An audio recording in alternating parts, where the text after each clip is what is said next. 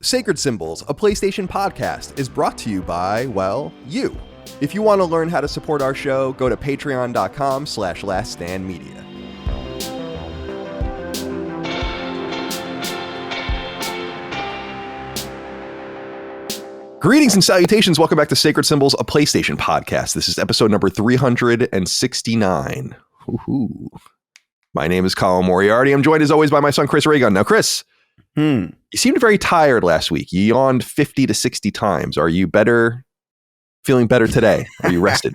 I'm a yawner, man. I don't know what's wrong with me, actually, because I feel like I could be like I could get the best rest in the world, and I can be like completely alert in like the middle of the day, and I'm still yawning like 15 times. I don't know what I don't know what it is. What's that all about? I'm going to send you to the doctor.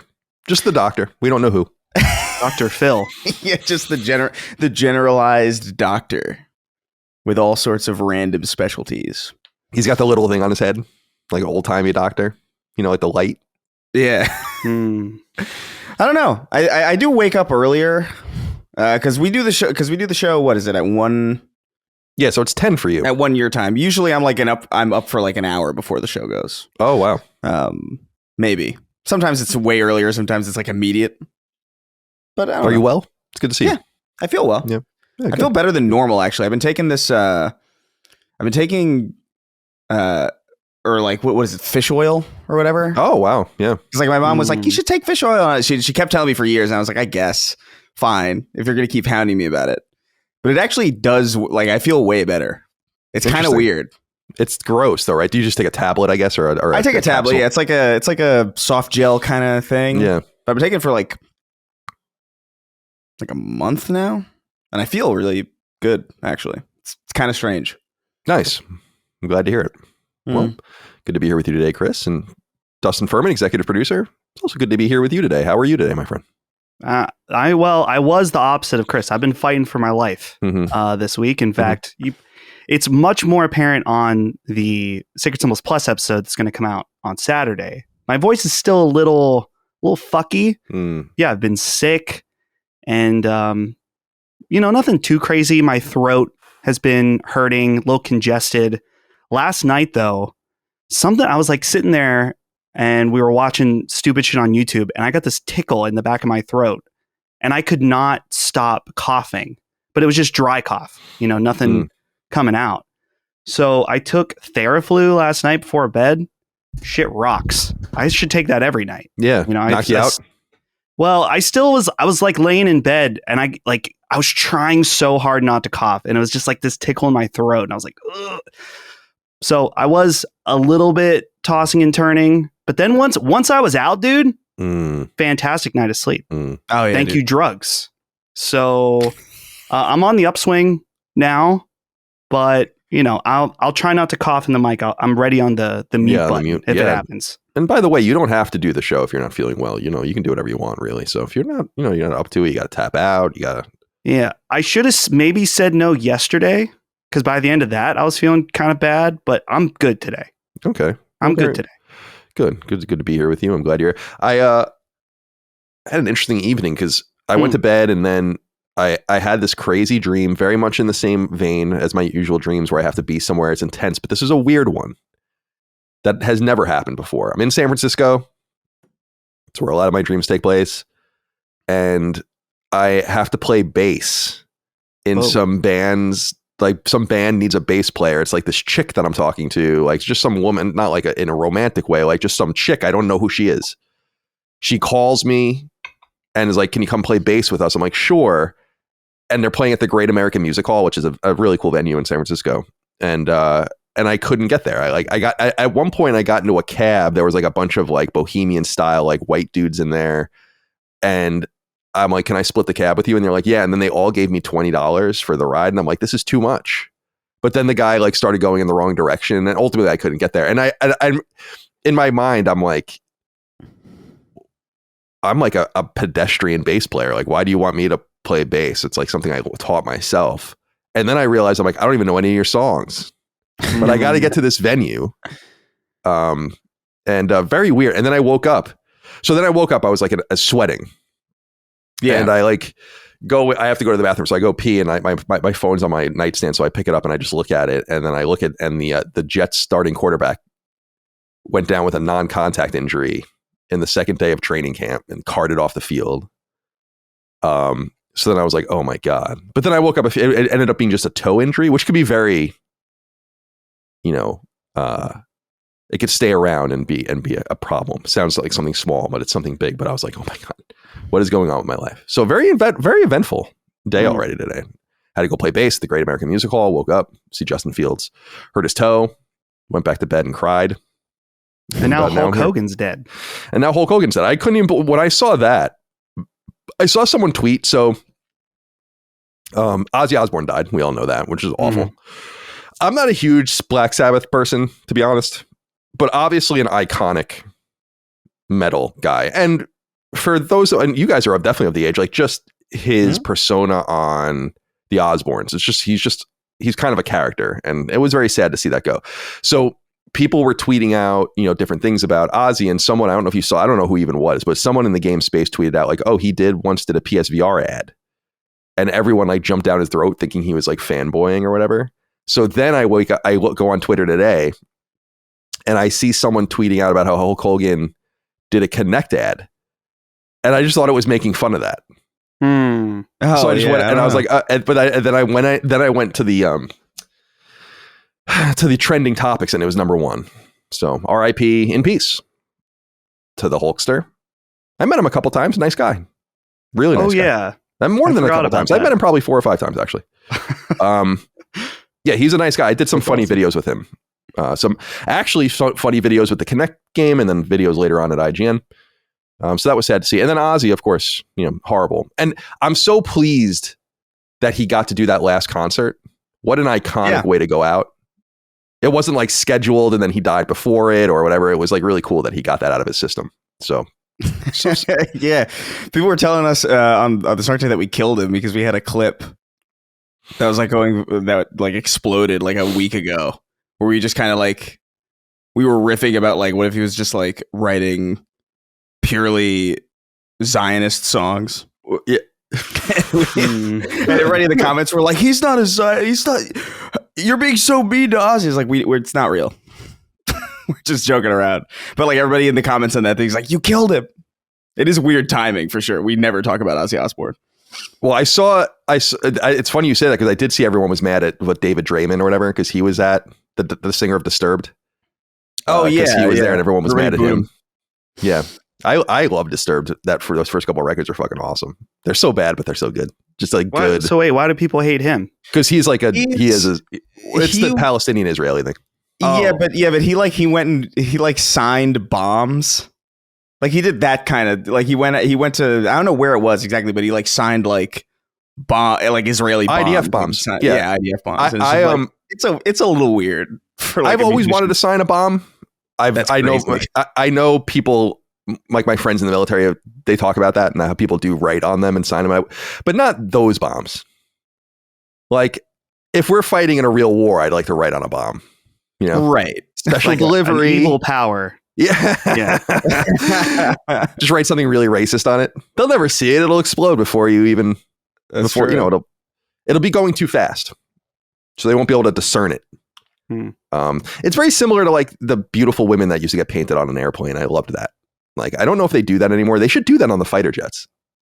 Listen, World War III, they're going to have the waifus on the, anime dude, anime girls on the fighter jet. Sign me up. You're so right. And I put Nami on there from One Piece, or maybe Robin. Actually, I'm a Robin guy, so we'll go with that. That would be pretty fire. I might enlist now. There's no more harrowing image than Nami on a plane. On an F-18 Hornet.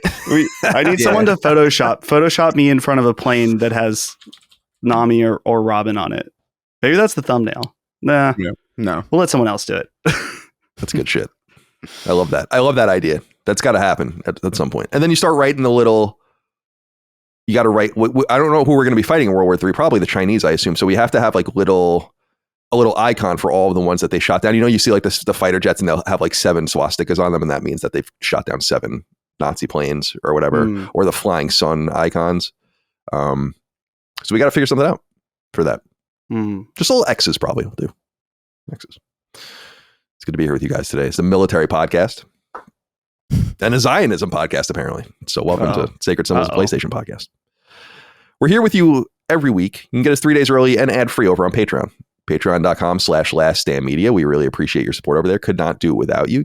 You get lots of perks for supporting us over there on Patreon, including early ad-free access to every episode of this show and all the other shows that are published on our network. The guys that do the Xbox podcast and the Nintendo podcast and the gameplay podcast and so on and so forth. So support us there. You can also submit inquiries to all the shows on the threads for the various shows on the newsfeed each week on Patreon. You get access to our Discord. You can use RSS feeds to feed podcasts into your podcast app of choice or Spotify or whatever. Of course, Sacred Symbols Plus is also available over there. That's our weekly supplement to this podcast where we go deeper, conduct interviews, game discussions, and so on. So recently I talked to the Dukes about PlayStation games going to Xbox. I had a really great 3-hour conversation with David Jaffe, which you guys can check out. We do that every couple months or so. And then what you were referring to is we just recorded a Death Stranding 2 spoiler cast and review discussion. That will go live on Patreon, a little over 2 hours.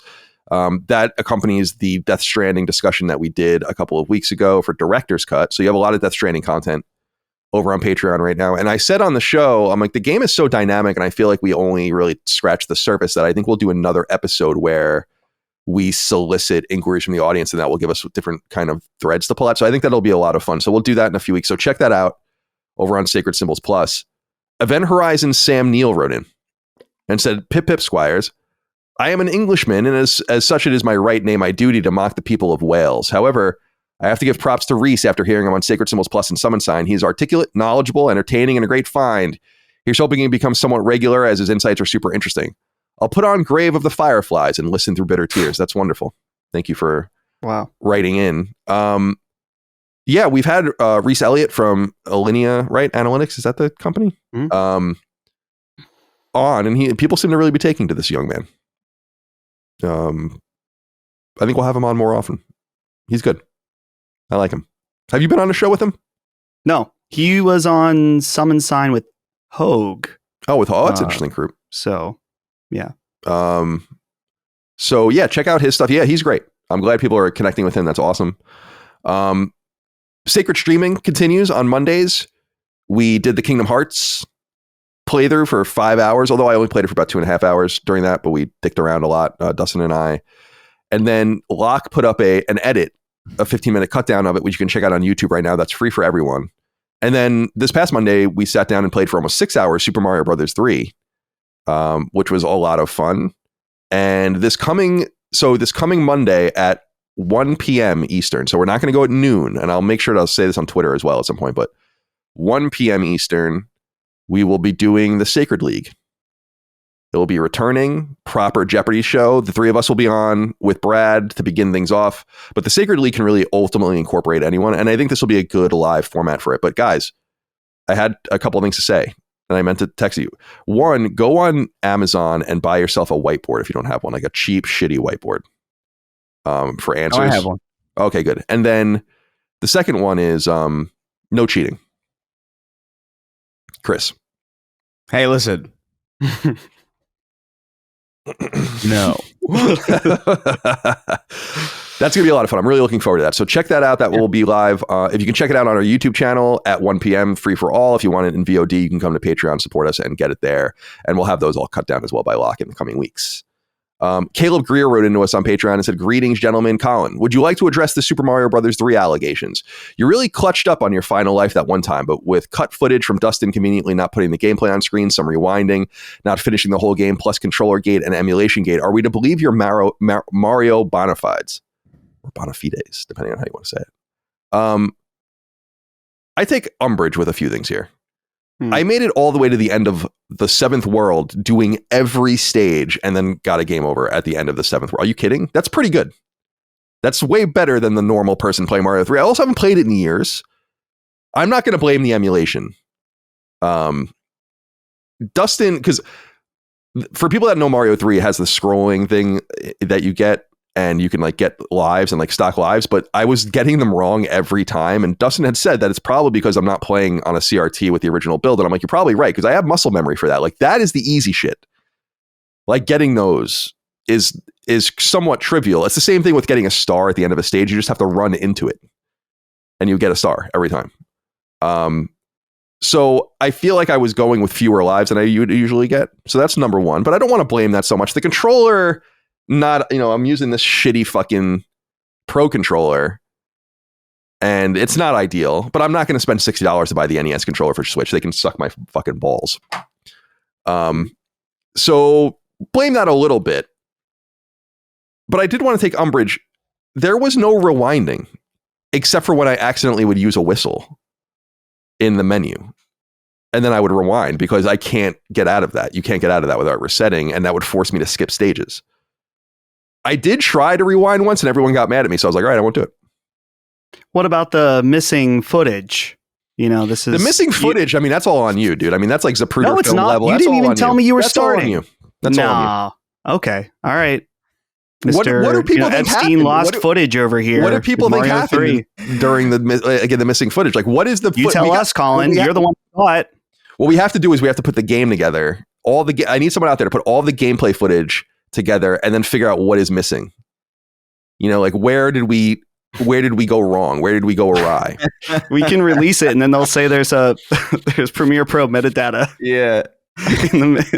I feel like, I don't know. I don't want to speak out of school, but I feel like I was playing Mario 3 at a well advanced stage or a well advanced level personally. I mean, I don't know if people agree with that or not, but I mean, especially for someone that hasn't played it for years, but I was playing hardcore. You don't have to do every stage in the game. It's easy to skip a bunch of stages. And I'm not talking about the whistle even. I'm talking about just, you can avoid stage 4 in World 1. You can avoid a stage or two and Hammer Brothers in World 2 and so on and so forth. So give me a break. I'm 40 years old. I'm old. I'm broken down. I'm barely hanging on. I'm not 10 years old anymore. I'm not going to have the one game I was like thinking I should play a really hard game from that era, like Kid Icarus, and really show you how fucking hard it gets. Now, do you think anything has to do with the confidence that you labeled the video as 100%ing? Yeah, it was too confident. It was too confident. Sure. But I don't. Here's the other thing is that because when you die, lose all your lives in Mario 3, you're put back to the beginning of the world you're in. So if you're in World 7, which is where I died, you just get put back to the beginning of World 7.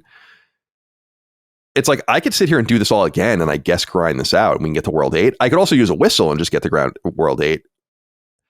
World 8 has the easiest skippable stages, so that was going to be a thing where that was going to be a problem because you're going to have to do all of those.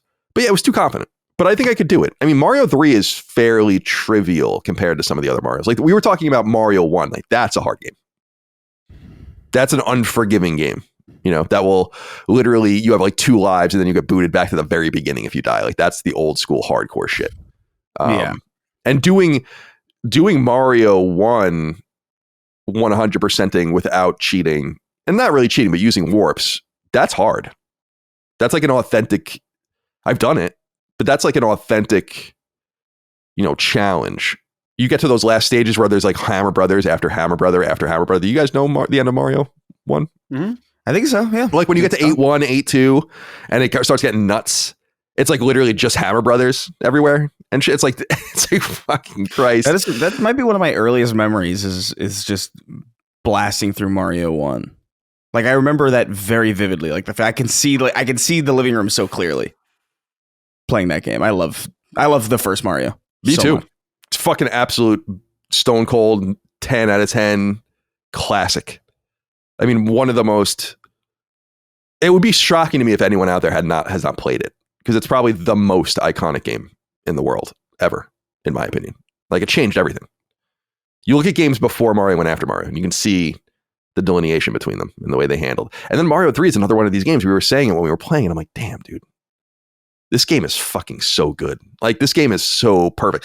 So many little things in it. So many thoughtful additions. Like it's so playable. Yeah. And then Super Mario World. By the time you get to Mario, I mean, that's like the pinnacle of Super Mario games. 2D Super Mario games. Yeah. So thank you for checking that out. Caleb, get out of here. Brett Kahn wrote in and said, "Sup SS crew, Gears of War Reloaded is imminent. Will you and Micah stream your playthrough now that sacred streaming is a thing? I will send out my first ever super chat if I see that happen.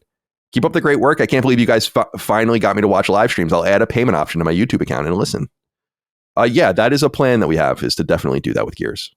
And I was thinking that with that's awesome.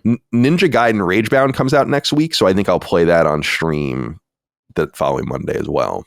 So there's going to be some good stuff coming out, very Colin-esque games, and looking forward to playing those. So yes, Brett, you can definitely look forward to that. That was Micah's idea, actually.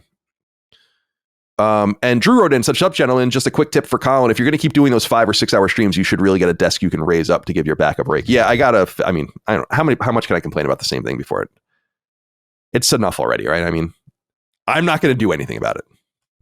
So what are we talking about here? Finally, merch, laststandmedia.store, t-shirts, sweatshirts, hats, stickers, etc. Go get your copy of Habroxia. Mike is working on shipping those out still. X-Store wrote in and said, "Sacred Men, I have a request of holy urgency. When will we get another run of Pope sacred symbol stickers? I've had this image in my mind's eye of putting one on the back of a pickup. Earlier this year, I bought myself a Tacoma. It's just waiting to have our new Pope Francis bless it with the Eucharist of PlayStation. Sacred Men, will you intervene divinely?" We probably should do that at some point. I got to sit down with Dustin probably in August and really figure out what we're going to do for merch for the fall. And maybe that can be one of the things that we will do. We need you to design. Did you already design one for Pope, the new Pope? No, I was waiting for there to be some new photos of him. Like we need the right shot, right, which there probably is now. Yeah, you need one of him like doing the communion. Yeah, I'm sure those exist. Yeah, got to look. Sacred Symbols is sponsored by Cash App. Obviously, everyone knows that having money is important, but have you considered if you're doing a good job managing it? Cash App makes it easy to send and receive cash and also start saving for the future. And trust me, I love spending money just as much as everyone else, but there's a special kind of satisfaction in having your money make you even more money. And I love how Cash App has options for that. Cash App can do way more than you think to make your money work for you. If you direct deposit at least $300 in paychecks each month and use the Cash App card for purchases, you can earn up to 4% annual interest on your savings. No hidden fees, no minimum balance requirements. Also, you can hit your savings goal even faster by turning on the Roundups features on your Cash App card. With Roundups, every purchase you make using the card is rounded up to the nearest dollar, and that spare change is automatically put into your savings. Don't let your money sit around and gather dust. Make it work for you. Take advantage of high interest savings on Cash App today. For a limited time only, new Cash App customers can use our exclusive code to earn some additional cash. For real. Just download Cash App and use our exclusive referral code SACRED in your profile. Send $5 to a friend within 14 days, and you'll get $10 dropped right into your account. Terms apply. That's money. That's Cash App. Cash App is a financial services platform, not a bank. Banking services provided by Cash App's bank partners. Prepaid debit cards issued by Sutton Bank, member FDIC. Direct deposits, roundups, overdraft coverages, and discounts provided by Cash App, a Block Inc. brand. Visit cash.app/legal/podcasts for full disclosures. All right, let's get into topics of discussion, stretch our legs a little more before we get into the news of the week. There's quite a bit of news to get through, but Brandon Stark wrote in, said, "Hey, CDC, wanted to let you guys know the levity you bring is really helping me get through a breakup with my girlfriend of 5 years. My heart is broken and I'm depressed, but at least I know Colin, Dustin, and Chris are there for me every Friday afternoon. Thanks. I'll hang up and call 988 now." What's 988? I'm assuming that's suicide prevention. Let me see. 988. Oh, crisis line. It's available 24 hours a day in English and in Spanish.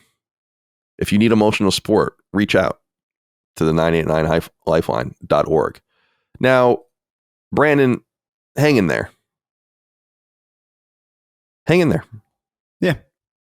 It's like that cat poster always says. You know? Just hang in there. Yep. We get it. 5 years is a long time. I'd be curious to know more. Obviously, if you're heartbroken and depressed, I assume she broke up with you. She ain't nothing but a trick. So don't even worry about it. Dexter Wallingsford wrote in. and said, "Hey, Sacred Slags, now I've been as guilty as anyone of turning write-ins in the parade of sob stories. For example, my dog that died, Claire, and my uncle JT, who passed away earlier this year. But I thought I'd write in with some good news for a change. I met someone and it's going really well, uncommonly well. She's way out of my league, and every time I show a picture of her to someone, they respond to some variation of, really? She's into you? And I can't say I'm offended because it makes no sense to me either. But anyhow, not to turn into Gene bragging about all the hot girls I've hooked up with, but I thought I'd share a little, maybe even huge victory in life. There's hope for you all." That's wonderful. What Hopefully if this girl is Brandon's? We were thinking the same thing. Well, that's why I put them in back to back, because that's the joke I was going to make. I'm sorry, but then I stepped on you making the joke, and then neither of us were really able to make the on joke. Each other. You know, tragic. Let's kiss. The great Santini wrote in and said, "Gentlemen, my coworker insists on yawning as loudly as possible while we sit together in an 18 by 10 room. Is this okay, or is he autistic? Thanks for your insight." I don't know. Maybe Chris has some insight into this. Is it okay, or is he autistic? I love those are the two options. Yeah. Look, man, some people got to yawn. I do know people who are loud yawners, and as far as I don't know how voluntary that is. I don't know, because I swear to God, I feel like you can just do it quietly. I feel like it's a very optional thing to do, you know. But like for some people, I swear to God, like maybe I swear some people can't. Like there's no volume knob on them, and it's just like it's over. If I'm yawning, you're gonna hear it. Which to me is just kind of crazy. But I'm allowed. I don't always yawn loud, but I do yawn loud often. And Micah gets mad at me for it. She also gets mad at me because I make noises when I sit down, and I did it in a restaurant when she's like, "Can you not do that?" Like, that's awesome. Can a man relax? I know. Can a man just home? I know. Can a man just hang out without being fucking berated? I'm allowed stretcher. Oh, when I stretch, when you stretch, you gotta. It's almost like you gotta like pretend like you're dying a little bit. Yeah, like yeah, that kind of thing. Yeah. Exactly. Yeah, it's perfect. It's so satisfying. Like it's actually distinctly less satisfying if you're not loud while you're stretching. In my view. See, I think you can control the volume of yawn. I think anyone can. There are like a sneeze though. As long as I've known Holly's dad, it sounds like a shotgun blast. You can hear it. He can be in the basement 2 rooms away, and you can hear this man sneeze. Yeah, I sneeze loud too, and that's another thing Mikey gets mad at me about. But yeah, that's the thing is like I feel like if I don't let it out, I feel like it's like hurts almost like I like a bomb exploding underwater. Right. Like right. You know. Now, what about throwing up? Are you allowed? Oh, I'm a fucking really loud puker. Yeah. Like 100% of the time I hate that that's the case. And I don't throw up very often. Really typically only from drinking, which I don't, the last time I threw up actually was in San Diego. I had to make myself throw up the night after I got really drunk with Ramon. We were up to like 5 hours. Right. It was the day of the show. Right, that we had to do the show the next day, and I was in the bathroom in the hotel. I'm like, I gotta make myself throw up. I'm like, I gotta get this out. And yeah, I'm allowed. I don't know how to do it without making that noise, unfortunately. But but the good news is that it doesn't really. I very rarely get. I think I actually threw up maybe earlier this year or last year. It must have been last year from being sick, and I'm like, I don't think that has happened in decades potentially. Like I don't even know. Like I'm not really a thrower upper when I'm sick. Yeah, I mean, you have to have a pretty specific. Like I remember, like in elementary school, that happened once where I was like throwing up all day from being sick, and I was like, I can't believe this. But that was like the last. It used to be genuinely that like I would throw up once a year, more or less, kind of on the dot. Like not necessarily like exactly 12 months, but like it would get to the point where. It's like 2004 or whatever, and I throw up, I would actively have the thought, oh, good. I have another year before I have to worry about this again. Interesting. And that was pretty true for like years. And then I started drinking, and then it was over. Then it was just like, all right, I guess it's either it'll be like twice this month or like not for another year. I don't know. And now I haven't. It's been a while, I feel like. Since I've thrown up. I'm pretty responsible when I drink. Like Yeah. I've blacked out before, but that was all in my teens and my 20s. And then you kind of just learn to control yourself. And over time, I just learned little tricks that are common knowledge, but that really are important. Liquor than beer, right? Always. Can never go beer than, you can never get into the harder stuff later. Mixing, if you're drinking and smoking, for instance, is a great way to get the spins. Damon Hatfield at IGN, when I was in Germany with him once, was like, dude, just obviously everyone knows to drink water. It's like drink water to almost excess. Like drink so much water that like you're going to get up and pee a bunch, and then take a bunch of like, I don't know if I don't want to, because I always use these words interchangeably and I know they're all different, but like aspirin or Tylenol or something, like whatever it is, take a couple of those and you're going to wake up right as rain. And he was totally right. Like there are just ways to kind of finagle it. Because I talked about how in Germany once I got really drunk with Per, who's the founder of IGN. Per is German. And we were like really drunk at a bar. It was awesome. It's a very awesome memory. He's a really great person. Especially for how rich and how powerful he is. And like, he kind of just could go fuck off at any time for many, many years. Like since the 90s when he first really founded IGN, and he just sticks around and just does his thing with the company, which I think is really cool. But I think I've said this in the past, but it was awesome because we were drunk and I'm like, what was it like growing up in Germany? Like, talk to me about German guilt. And like, we had like all these like dead ass serious, like in a bar in Cologne, like I'm like, talk to me about like, German guilt. He was getting into it. He was getting all into it. Like he was getting into like, yeah, like this is what it's like to grow up and like have this this cultural memory and like what it means to us and overcoming all of that. And I was like, this is awesome. And before we knew it was like literally 5. And I think I had an appointment with Bandai, which we're going to talk about in a little while, Bandai Namco at like 9. And I was like, oh, motherfucker. And I'm like literally with the CEO where I can't be like, I'm not going to that appointment. So I did. I rolled out. And what I remember about that is I woke up and I felt fine. So that was also like I got like 3 hours of sleep or something. And then I woke up and I'm like, but I was a young man, dude. That's not I'm not able to do that anymore. That's a special relationship to be blasted with your boss and then you ask him about German guilt. He and I, yeah, definitely. We've had a lot of crazy. I love my dad and I have a very father-son relationship with my dad. So I'm not saying like I needed a dad or whatever, but Per was a father-like figure in many of our lives. Because we were all in our 20s or like young kids out of college, and he took good care of us. There were some assholes there, and he was not one of them. And I'll always remember when, like, all the times he went to bat for me. They didn't have to open the door for me. I was an annoying 18-year-old when I started interning there and freelancing there, and they like accepted it. They didn't at any point they could have been like, "You're out of here. Like, why are you even here? What are you doing?" And yet they embraced me, and he was a big part of that. And I don't know what he saw in me, but that's always the biggest honor to me is he clearly saw something in me, and he is the most successful person in games media history, period. I can't think of anyone even remotely close to him. I don't know anyone else that lives in the hills of Marin that works in games media except for Per. And for people that don't know the Bay Area, that's like one of the richest places in the world to be.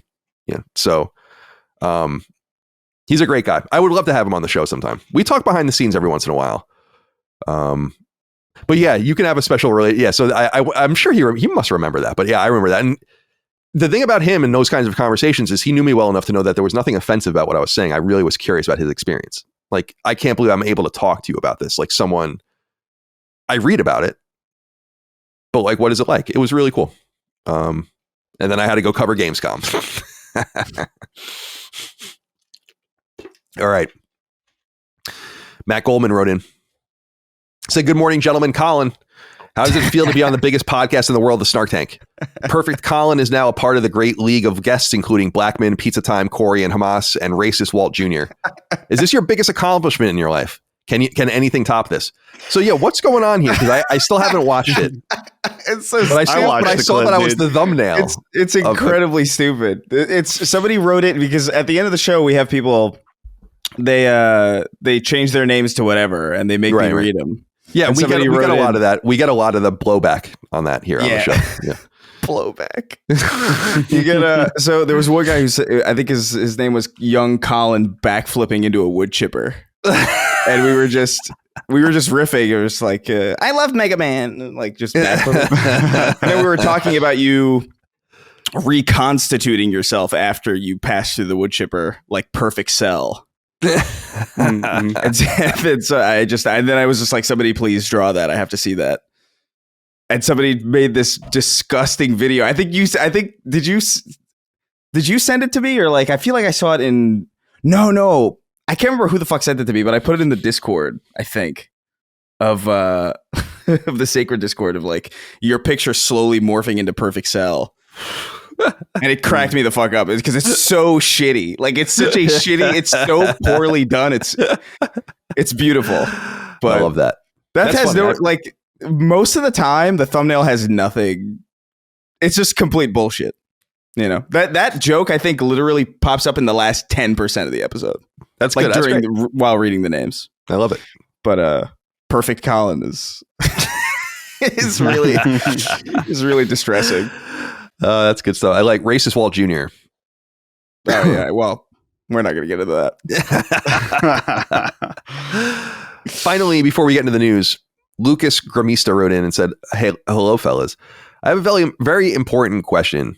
Betty Ann Moriarty, aka Colin's mom, has been a patron at the producer level since day one, which means she pays to be in this tier. LSM benefits from her contribution, which means that Colin also reaps the benefit of the money. Does this mean that Colin, age 40, still gets an allowance from mom? Love the content and congrats on the success of the streaming. Thank you. I'm going to tell you guys something and add something to the lore of Sacred Symbols. So that's going to be so distressing probably to some of you that, well, maybe I'm overstating it. So I'll just get it out there. My mom still pays my phone bill. Okay. Yeah. So I'm 40. I first got a cell phone when I was 16 in high school, 2000. And had the same number the entire time. Been on the same plan with my mom. Back on Sprint, which is now T-Mobile. And just been riding that ever since. So now a few things that I need to note. And these are important. Number one, my mom is afraid of taking me off the plan because we are so deeply grandfathered into like nonsense. Like what we pay is nonsense for these phones, like for unlimited data and all this kind of stuff. Like it's nonsensical. So I've offered many times. I haven't offered recently because I just stopped asking. But it's like, do you want me to like take my phone and like pay for it? And she's really afraid that it's going to fuck everything up and like we're all going to pay a bunch more or whatever. So that's number one. Okay. Number two is my mom doesn't really give a shit. It doesn't seem either. She likes to do nice things for me. There's a third important point is that when I found it kind of funny and we started making more money, I gave my mom a $5,000 check that I think at least that she didn't want to take. And I was like, this should pay for, I haven't done the math, but this must pay for my phone up to this point. Right? You would think. Let's do the math. Where's my huge where's the calculator that's so big that you can see it from orbit? Here it is. What do you think my phone bill is like? I don't even know. Let's do an average of $50 a month the entire time. So first of all, 26 times 12 is 312 months. Okay. 50 times 312. Oh yeah, not even close. That would be $15,600. So that might have paid for a third of it. So like for a while, right? But it's just one of those things. So yeah, I don't pay for my own phone. I pay for the hardware, obviously. You know, I often have to like do something to like help my mom with. You know, oh, you got to talk to this person. You got to do this. You got to do that. But yeah, I just thought I'd add that to the lore. Yeah, Mama's boy. Hardcore. I feel like that's not too uncut because like I'm on my mom also wants me to stay on the plan for similar reasons. We're grandfathered in from like a long ass time ago. She's just like, just stay in, especially because I think there's like a military thing with like my dad, and so like there's something else with that. So but do you give her money or does she just take care of it? Yeah. I do because I'm just like, well, whatever. Like, why not? It's not really. But I'm sure there's like other things that I'm grandfathered into also that like Nothing's coming to mind exactly, but I know that there's like some other plan that I'm not remembering that's like maybe not a phone thing, but some other thing that we're grandfathered into that I don't explicitly pay for, but it's cheap and they don't care. That happens. People try to stay into these absurdly grandfathered plans, and that's a pretty common thing in my experience. Okay, well, you made me feel a little bit better about it, I guess. I'm a little jealous, Colin. Your mom, $25 patron. My dad is a patron, not at the $25 level though. Yeah, he wants in enough to see what we're up to. Yeah, right. Every once in a while, and he's also very low key. I don't think he ever comments. He's in some of our Facebook groups as well. Oh, that's because every once in a while he'll be like, "Dude, did you see this guy talking shit about you?" He said, "I was gonna go in there and I was gonna say, but all these things." I'm like, it's fine. It's okay. People talk shit all the time. Yeah, I mean, you don't gotta. I was like, don't expose yourself. Yeah, no, don't. Yeah, you don't want a silent observer, and you don't got to get down into the trough. Mm-hmm. I feel like, that's the biggest thing for me is like knowing my family sees the sheer level of abuse that I receive, but that it's part of the gig. Right. People that are not in the public eye simply can't understand it. I've said that a million times, like ad nauseum. Like it's very easy to dismiss or poo poo it when it could never happen to you because you're just a normal person in a normal life doing a normal thing. So no one's really focused on you in any specific way. And that brings out the haters. And then you wonder about like people in your life seeing that stuff and how they feel about that. And if you're embarrassed about it or sad about it or whatever. But yeah, you don't want to get involved. That's why I was so excited that when we had Dagan all those years that he was so well received that I didn't have to deal with that. It was like almost unheard of for someone to say something about Dagan, which was weird. And it wasn't like we tried to engineer that. It's just because that's the kind of person he is. And I think that's the way he comes off to people, which is great. But he had to see all that shit about me. And I know that really bothered him a lot. Right. So lay low, Father Furman. Lay low, Travis Furman. Trav. Oh, dude, that's what everyone called him. I mean, they still do, his buddies. Yeah, that's Trav. Yeah, that's great. Everyone calls me Col or C. No one calls me Colin. You don't really. What does Micah call you? Huh? What does Micah call you? She doesn't really call me anything. Babe? Bitch? It's just yo. Well, we're always just around each other.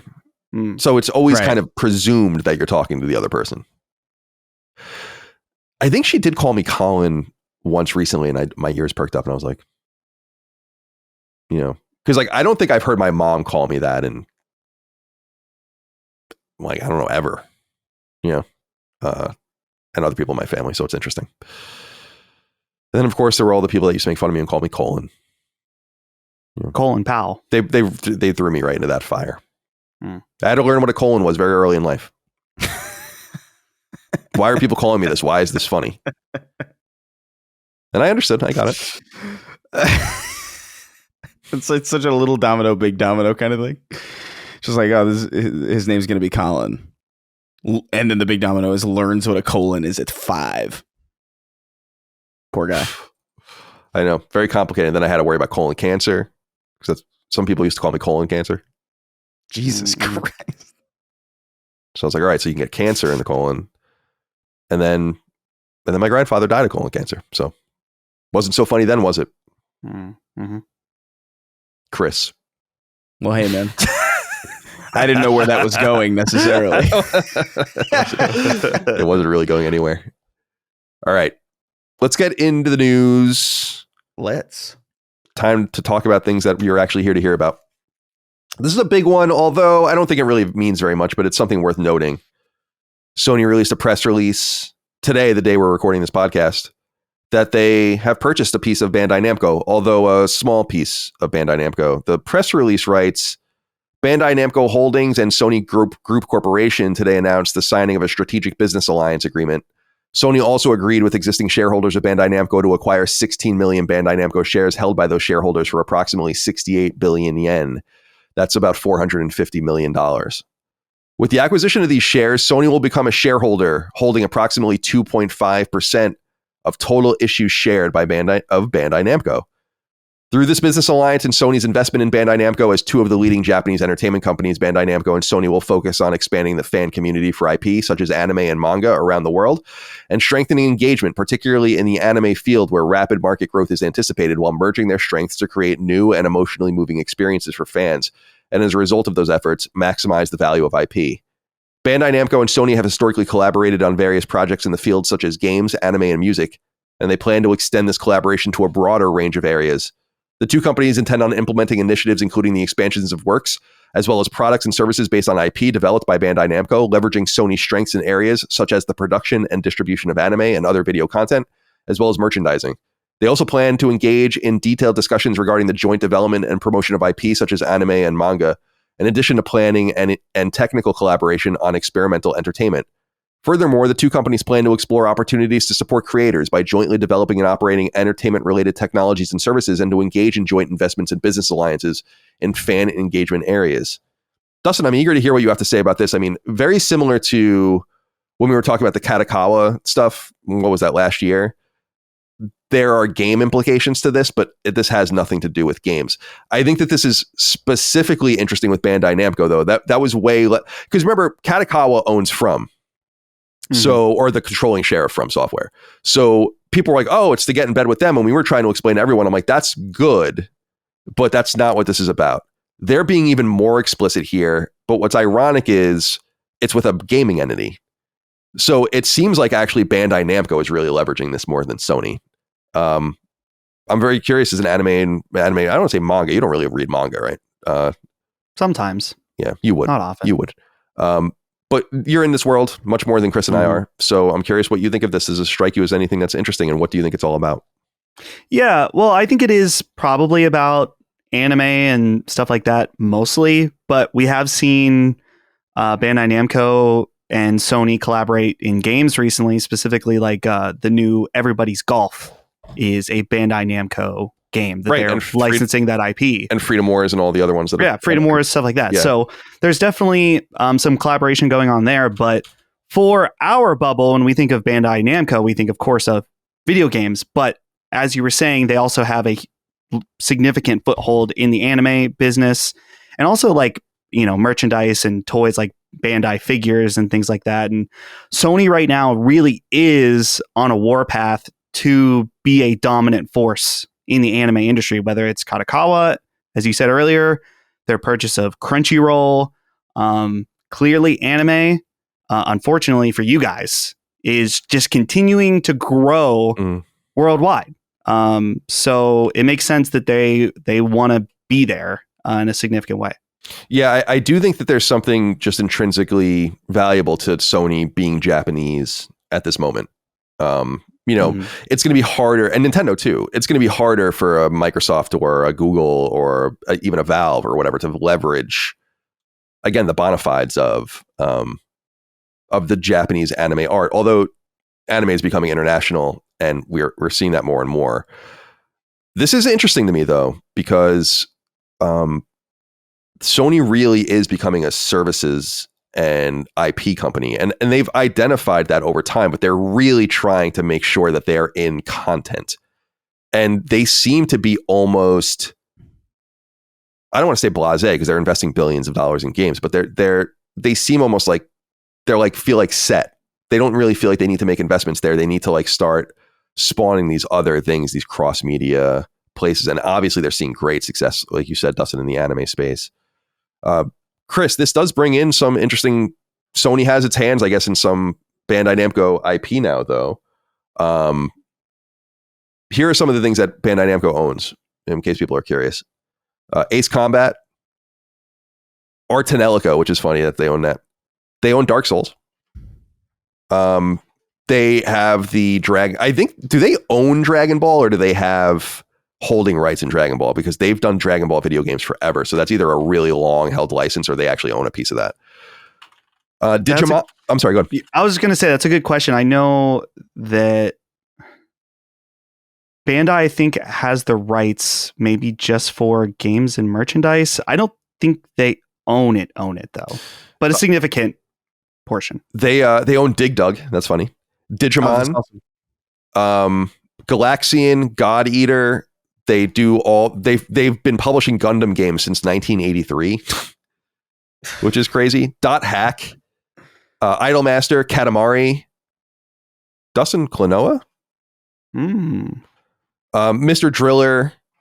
They do the Naruto games, One Piece games, Pac-Man, Ridge Racer. They do the Sailor Moon stuff, Soul Calibur, Summon Night and Super Robot Wars, Sword Art Online, Tales, Taiko no Tatsujin, which is the drumming game, Tekken, Time Crisis, and Xenosaga, as well as Xevious. So there's a lot of things that can be tapped by Sony now, maybe, without licensing. So anyway, I just wanted to read all those things out. What are your thoughts here on this? And do you have anything you'd like to add?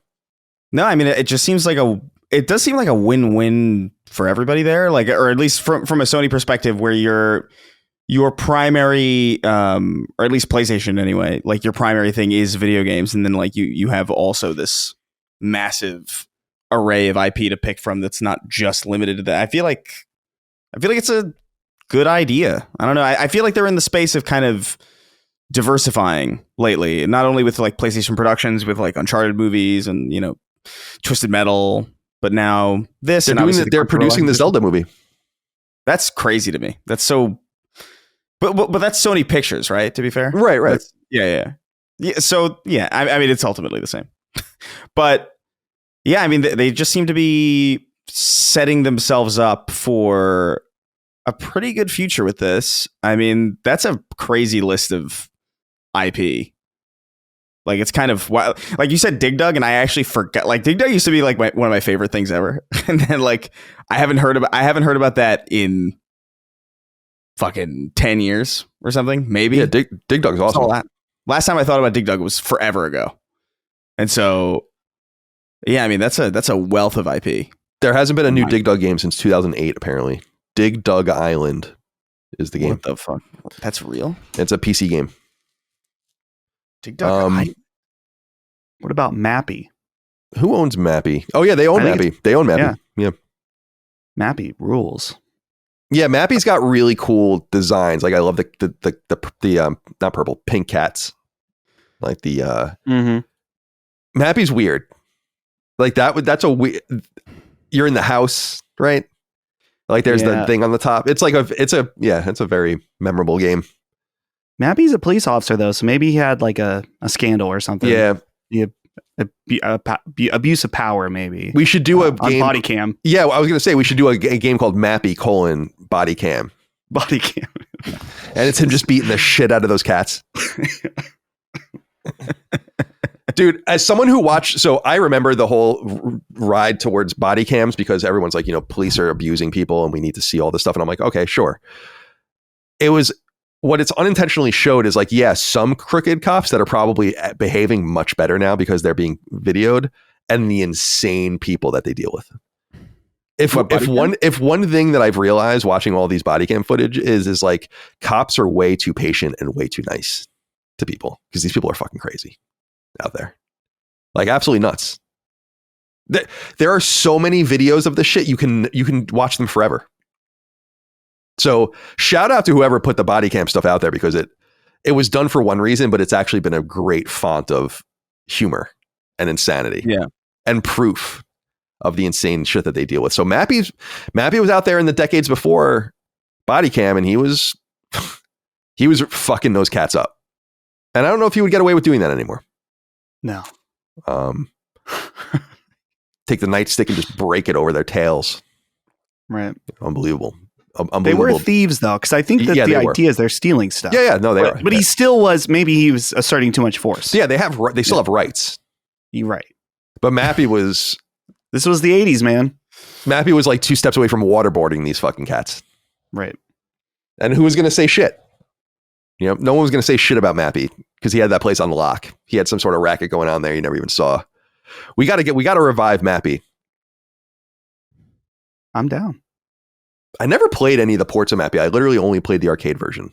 So it's not a game that I've ever even really, like I've never sat with it.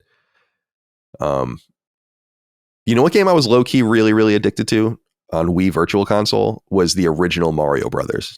Like the original Mario Brothers, like the static screen arcade game. And I became like super. I became like mega obsessed with it for some reason, like getting the higher scores. Wait, is that the one?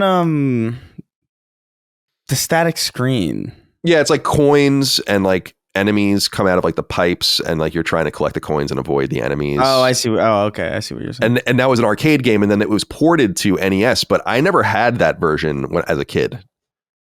Everyone had Super Mario Brothers. I always wondered how many people bought that game by accident, thinking it was the other one. Although you would have probably had the original Super Mario Brothers because it probably came with your console.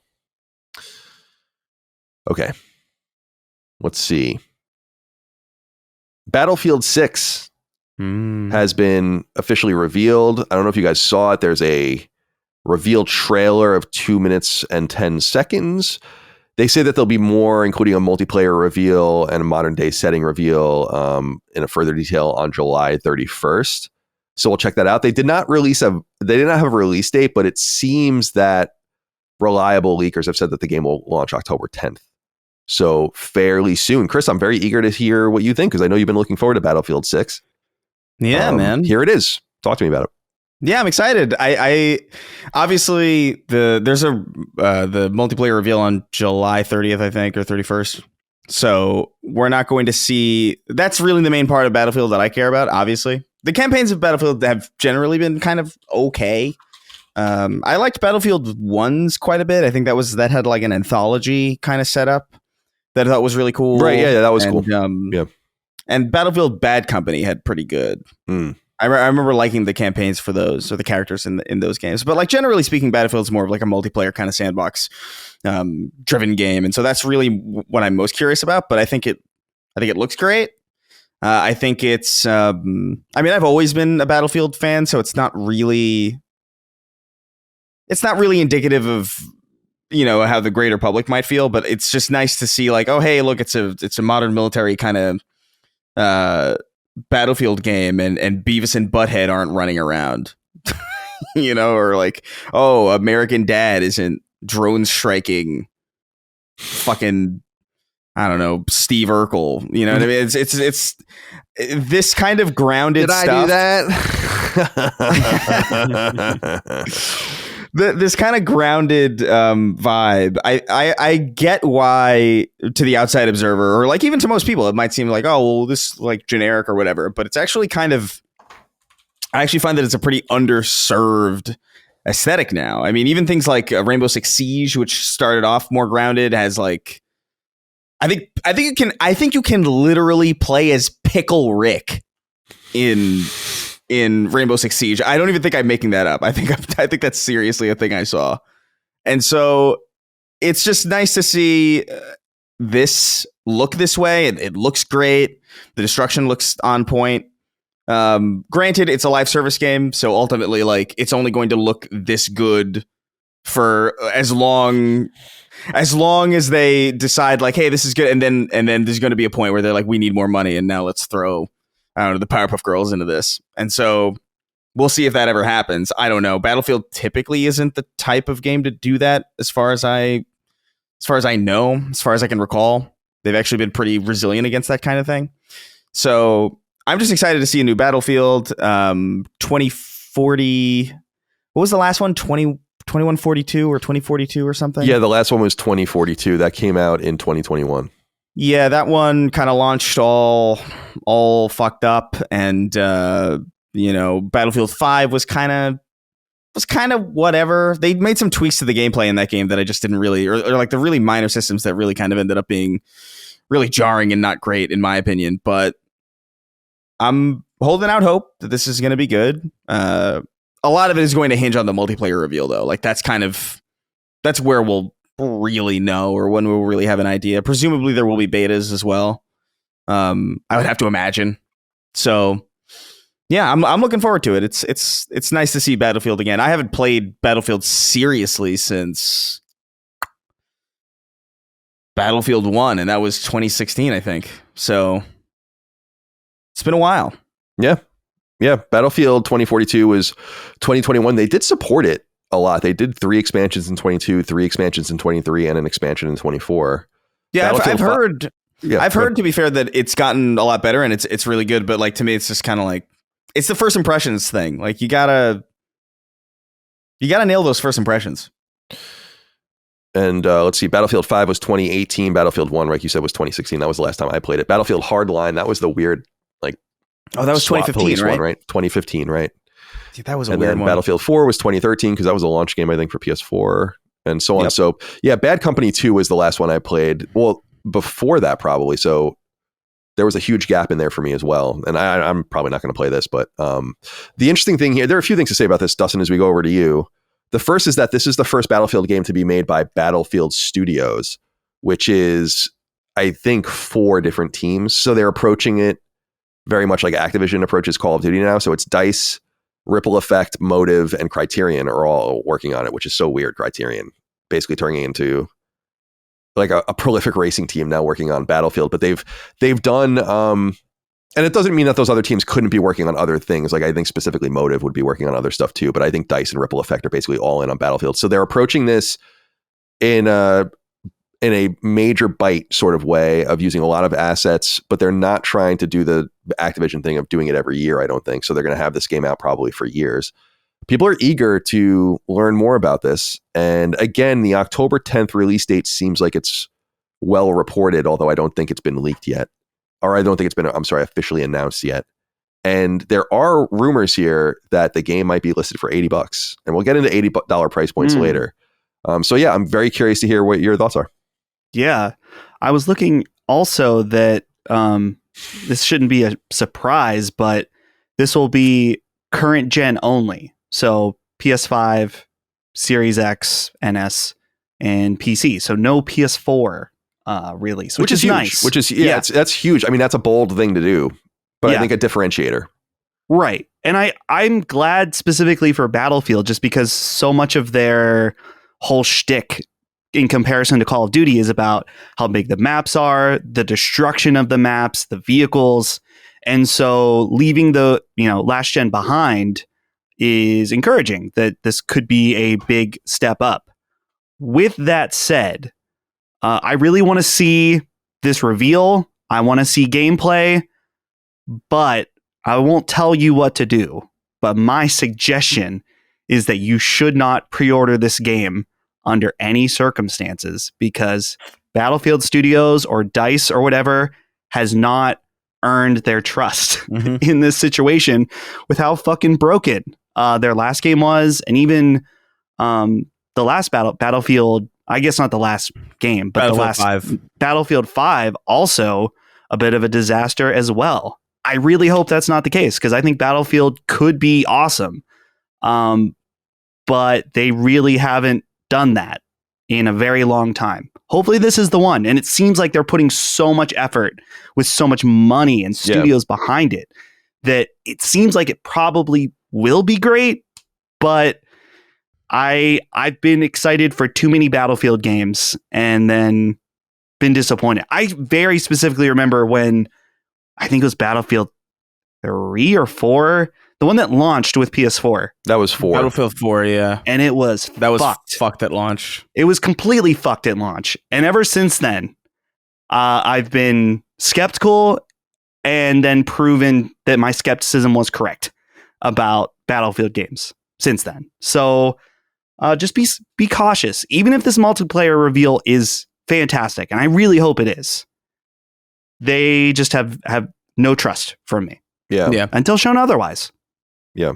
I think that's a great point. I would I don't even know how they would do this, and I don't know that it would even be reasonable, but it would be cool for a company like them that's kind of like earning the trust back, that understands that there's early kind of players that get burned and bad reputation and everything, is to say, like, you can't even pre-order the game. We want you to like come buy it day one based on the strength of what we feel will be like amazing coverage from media and journalists of a game we're really going to deliver to you. Like, we'll show you and you'll be there, and use that as a marketing gimmick. But it's so risky and almost foolish to do that when there's probably hundreds of thousands of people that are still willing to buy your game sight unseen. Why not, just let them do it? So, October 10th, that's soon. I mean, it's not far away at all. I wonder if pre-orders will probably go live when they show the multiplayer off, and I wonder if these betas, in quotes betas, they're really going to be server test at this point or whatever. And maybe they can finagle and fix some last minute things if they're really going to stick to that release date. Maybe they make that available immediately or like in August at some point. Because there's not much time. October 10th is not very far away. So again, they have not confirmed the October 10th release date. It's just being widely reported based on scraping of data. And I think that Bill Coon or whatever the fuck that guy is that always has the release dates early. He reported it. So it's like, okay, obviously that's, and I think that I also think EA published and then deleted something like you can pre-order the game until October 10th, which indicates that or you'll get the pre-order bonuses until October 10th, which indicates that's the day the game comes out. So I totally agree with you. If the game gets good reviews and you're into it after you see more of it and you play the beta and everything, then but honestly, I've said this, how many times have I said this, guys? It's like, why are we pre-ordering digital games? Period. If anything, just put your money down a few days beforehand to secure the bonuses, unless there's obviously there's going to be something maybe to entice you, access to a beta or 3 days early access to a campaign or whatever. But I'm just saying, like, the days of, we used to pre-order games because there was a finite number of them shipped to these places. If you wanted your copy of fucking Xenogears or something, there's probably your EB was literally probably going to get 4 of them. And so that's not so I don't even really understand it anymore. You know, I don't even recommend pre-ordering a day or two before or if the reviews are great. Because that was the problem with the Battlefield that launched on PS4 is that I think the reviews were good, but then the servers just didn't fucking work once the people started using them. So for me, like launch day later in the day at best, but probably a few days after even for me to buy it, just because it's like, dude, this could be a 10 out of 10 game, but if the servers don't work, then it's nothing. It's a 0 as far as I'm concerned. Mm-hmm. Yeah, that's a good point. Yep. If you can be patient, be patient. I know there's going to be a lot of people excited about it. I will say this. I wonder what you guys think of this. Is like, this feels like you don't want to be too dramatic. Electronic Arts has a lot of money and a lot of means. They're very, a very famous, well-established company that earns an enormous amount of cash, but it feels like the last chance for Battlefield to really be a thing again. I just don't know how many times they're going to get an opportunity to, in this incredibly competitive market where people really are executing and where games that are good are getting eaten alive. It's like, I don't know, man. I don't know what you guys think of this. Chris, do you think that Battlefield 6 has a chance? Obviously I hope it does well, but I mean, it does feel like they understand the gravity of the situation, that they really need to make this work at this point. Otherwise, there should be nothing stopping you at that point from just making a new IP or going back to Titanfall or going back to fucking Medal of Honor. I mean, or make, just do something new. But like the Battlefield thing seems like its reputation is not great. And people are so skeptical. If you don't hit here, I don't feel like you shake it. Yeah, I mean, I think I agree. I think there's just there's too much inconsistency with Battlefield as of late. And I do feel like this is probably, as the industry gets more and more volatile, I think like this is probably the last shot for Battlefield anyway. But I think, I don't know. Like I would say like, just like if this doesn't work out, like maybe like a spiritual successor or something. Like, I don't know, man. Like just get it right, please. Just get it right. It's been long enough, right? It's been almost damn near 10 years since the last, critically like well received Battlefield game. Yeah. I didn't realize. Yeah, Battlefield 1. I liked Battlefield 1 as well. I even played it online great.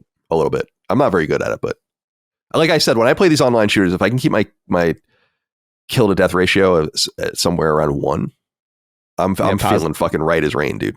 I'll be honest with you. I feel like just a positive KD is enough. Yeah, like if it's like 0.8 or something, then I'm really starting to feel bad about myself because I'm just not very good at these games. I didn't realize though. I mean, not that obviously people know I'm very critical of Metacritic, and I think rightfully so, because I think it's nonsensical in a lot of ways, but it's one barometer to judge things. I didn't realize Battlefield 2042 was as bad as it was. It's 63, and Battlefield 5 was 73. So it's not been good, like you said. And I don't know that you can keep going this way, in this direction, spending this much money. I mean, this game has cost hundreds of millions of dollars. So you can, but I also think EA understands fully, especially with its success with Apex Legends, that like they need to be in these competitive shooter spaces. They got to make it work somewhere. So maybe this will be the one.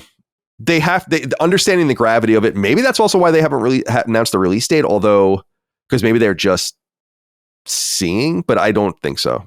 I don't think you do all this without a release date in mind and you're confident in it. 4 teams plus all of the people you're contracting working on this thing go pulling in the same direction. It should be okay. And people played it earlier in the year and liked it, right? Yeah. I'm hearing pretty positive rumblings, but at the same time, like, I don't know.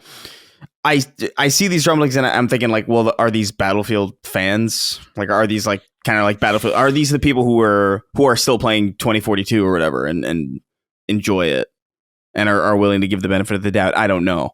But I've heard pretty positive things about it, but we'll have to see. I'm rooting for it. I hope it does well, but like I would agree with Dustin that like the Battlefield as an IP has not really earned the trust of a day one purchase or like a pre-order quite yet.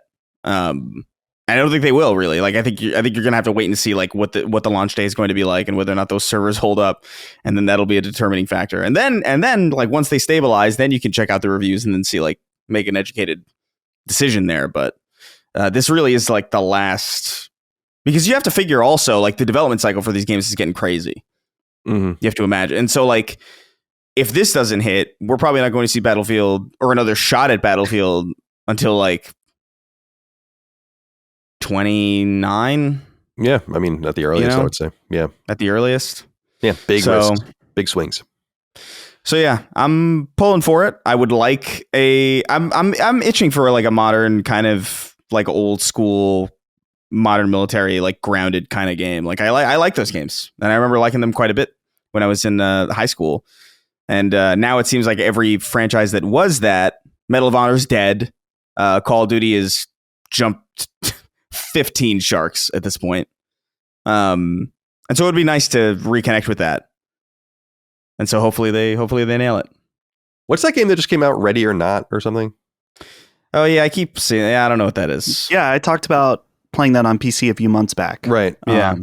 It's cool. It's like a hardcore SWAT game. Okay. Yeah. So there's some controversy though because they had to censor it for the console release, and then they went and censored the already released PC version. Yeah, just to keep everything the same. I mean, I don't blame them because that's annoying, but not a great decision probably. Yeah, I saw it sold 1 million copies on console, which is awesome. So you might like it, Colin. Really? I think you can play it by yourself because you can like command your different guys, and it's neat. Yeah, it's different. Maybe I'll check that out. I didn't even really consider it for myself, to be honest. Dustin, let's stick with you. Yeah. Because there's news here from MP First about an unannounced FromSoft game that's quote unquote deep into development. They write, according to information we've been able to obtain, the Japanese studio FromSoft, in addition to working on updates and DLC for Elden Ring Night Reign, as well as on an exclusive title for the Nintendo Switch 2 called The Duskbloods, is also in the advanced stages of production on another as yet unannounced project, a multi-platform game with the codename FMC. Considering the nature of this source these details come from, everything points to the project being at such an advanced stage that unless it hits a delay, we should be able to play it no later than next year. They later write, codenames, while seemingly insignificant at first glance, can actually reveal quite a bit about what a mysterious project might be. That said, they emphasize that all of the conclusions are purely speculative. Like most game development studios, FromSoft assigns internal codenames to its projects. For example, the codename for Elden Ring was Great Rune, and in game files, it was abbreviated as GR. Below is a list of codename abbreviations that they know of. So Dark Souls 2 was FRPG2, Dark Souls 3 was FDP, Dark Souls Remastered FHD, Sekiro had NTCG and NTC, Bloodborne SPRJ, Elden Ring GR, Armored Core 6 FNR, and Elden Ring Night Reign CL. So we don't really have much to work on here because you can reverse engineer some of this stuff to figure out what it means. Or get information after the game comes out from the teams that worked on them about what these acronyms have meant. But that's all we have to work on. With that little bit of information known, what do you? First of all, I'm interested to see to know what documents they got. Probably internal financial documents, I would assume. What are your thoughts? Yeah. Okay. So I'll present you 3 options: the pie in the sky, the middle ground, of would be amazing, and then maybe the most likely. The pie in the sky is, of course, this is a Bloodborne remake. It's not, especially because it says it's multi-platform. But that would be interesting if they had leverage over Sony and was like, if we're going to remake this game for you or remaster it, it needs to be multi-platform. Would be interesting. Probably not likely.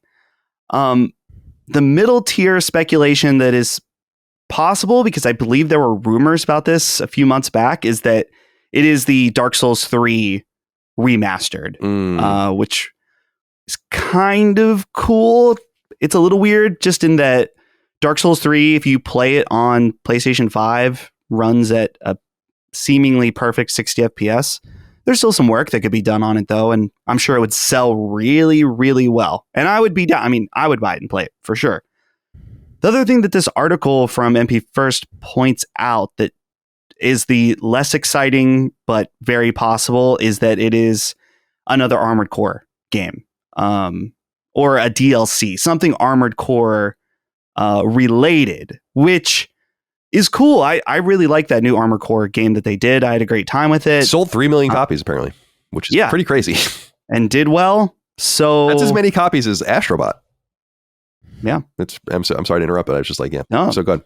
So yeah, Armored Core could make a lot of sense. In fact, this article in one of the updates point out that historically, the series has seen semi-sequels / standalone expansion / spin-offs released not long after the new numbered series.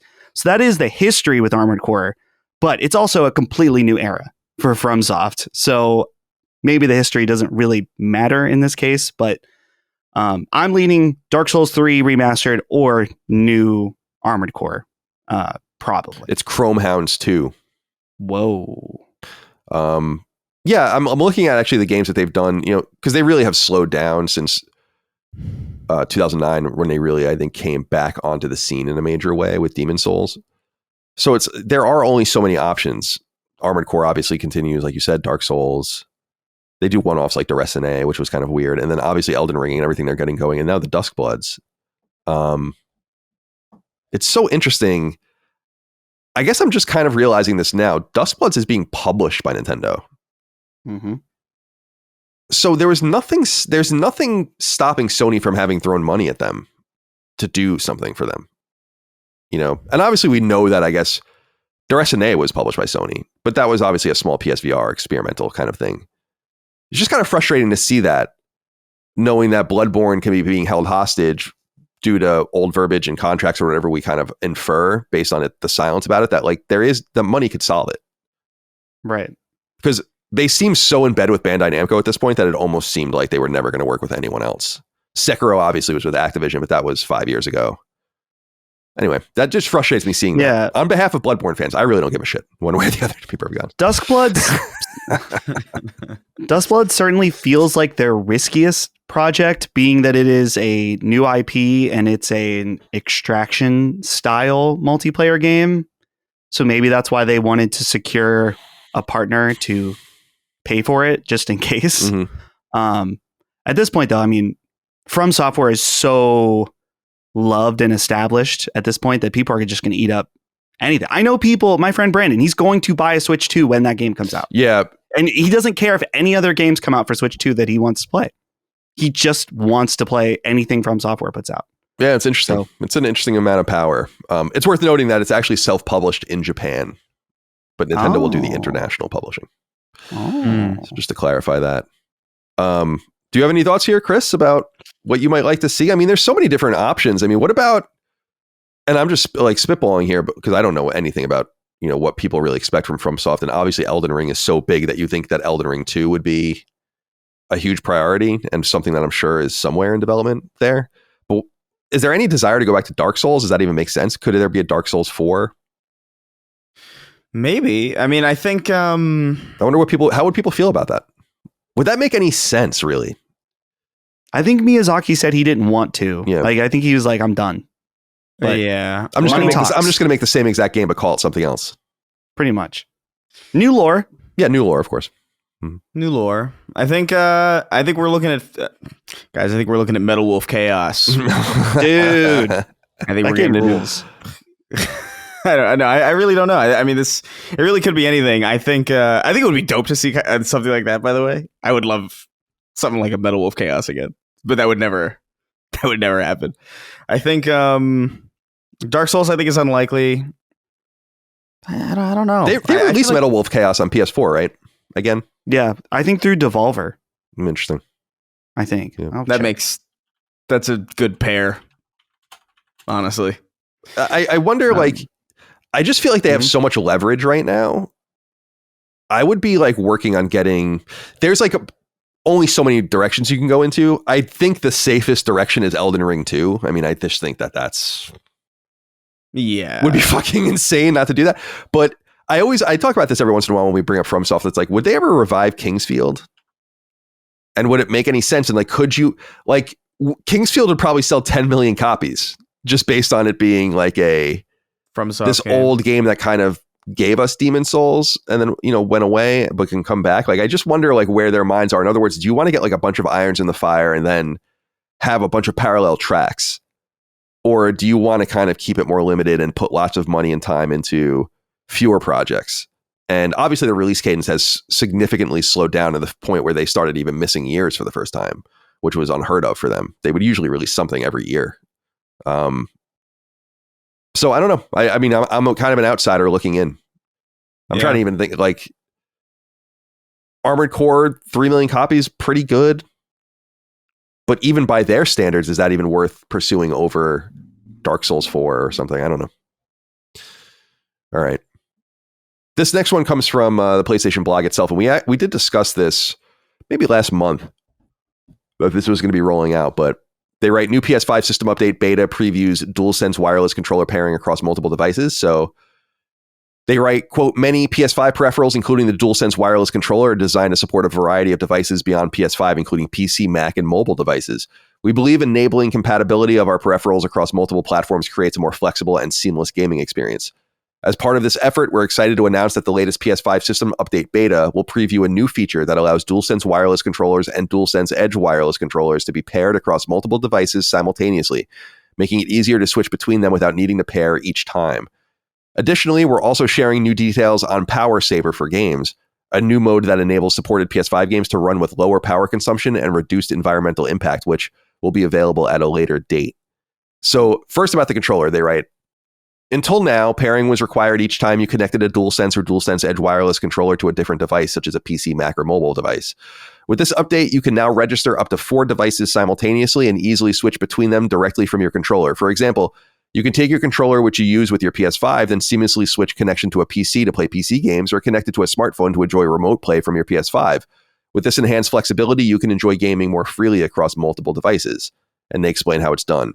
The Power Saver thing, on the other hand, is all based on their quote-unquote road to zero environmental plan that has them getting to net zero greenhouse gas by 2040. And they write, quote, with this update, you may notice a new option in your settings menu called Power Saver. While this feature won't be available during the beta phase, once it officially launches, supported PS5 games will scale back performance and will allow your PS5 to reduce its power consumption when the feature is enabled optionally by gamers. If not enabled, or if games do not support the feature, the performance will not be scaled back and power consumption will not be reduced. Chris, do you use your DualSense across any other devices? I still use, I guess I don't have to do this anymore, but I still use my my PS4 controller on my PC. So I don't even, the PS5 controller is very much for the PS5, but I can imagine that this is a tip of the cap and the sign of things to come, understanding that this is going to be more of a multiple platform environment as opposed to something that's locked on hardware. Yeah, no, I mean, it's a smart thing to include. I don't personally use the DualSense on anything that isn't the PS5 because I just don't find it the most comfortable controller. And also just like, I think I've brought it up on the show before, just the way that it fucks with my PC specifically with like the microphone and the speakers in the controller. Like I just like, I understand, by the way, that that's like apparently something that they've ameliorated. I would rather just not think that that's even something that's possible. So like I just hook up a controller that has no chance of that happening.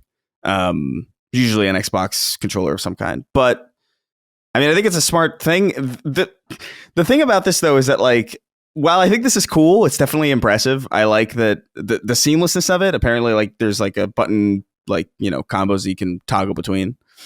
It's cool, but it also strikes me as like, what kind of psycho is playing?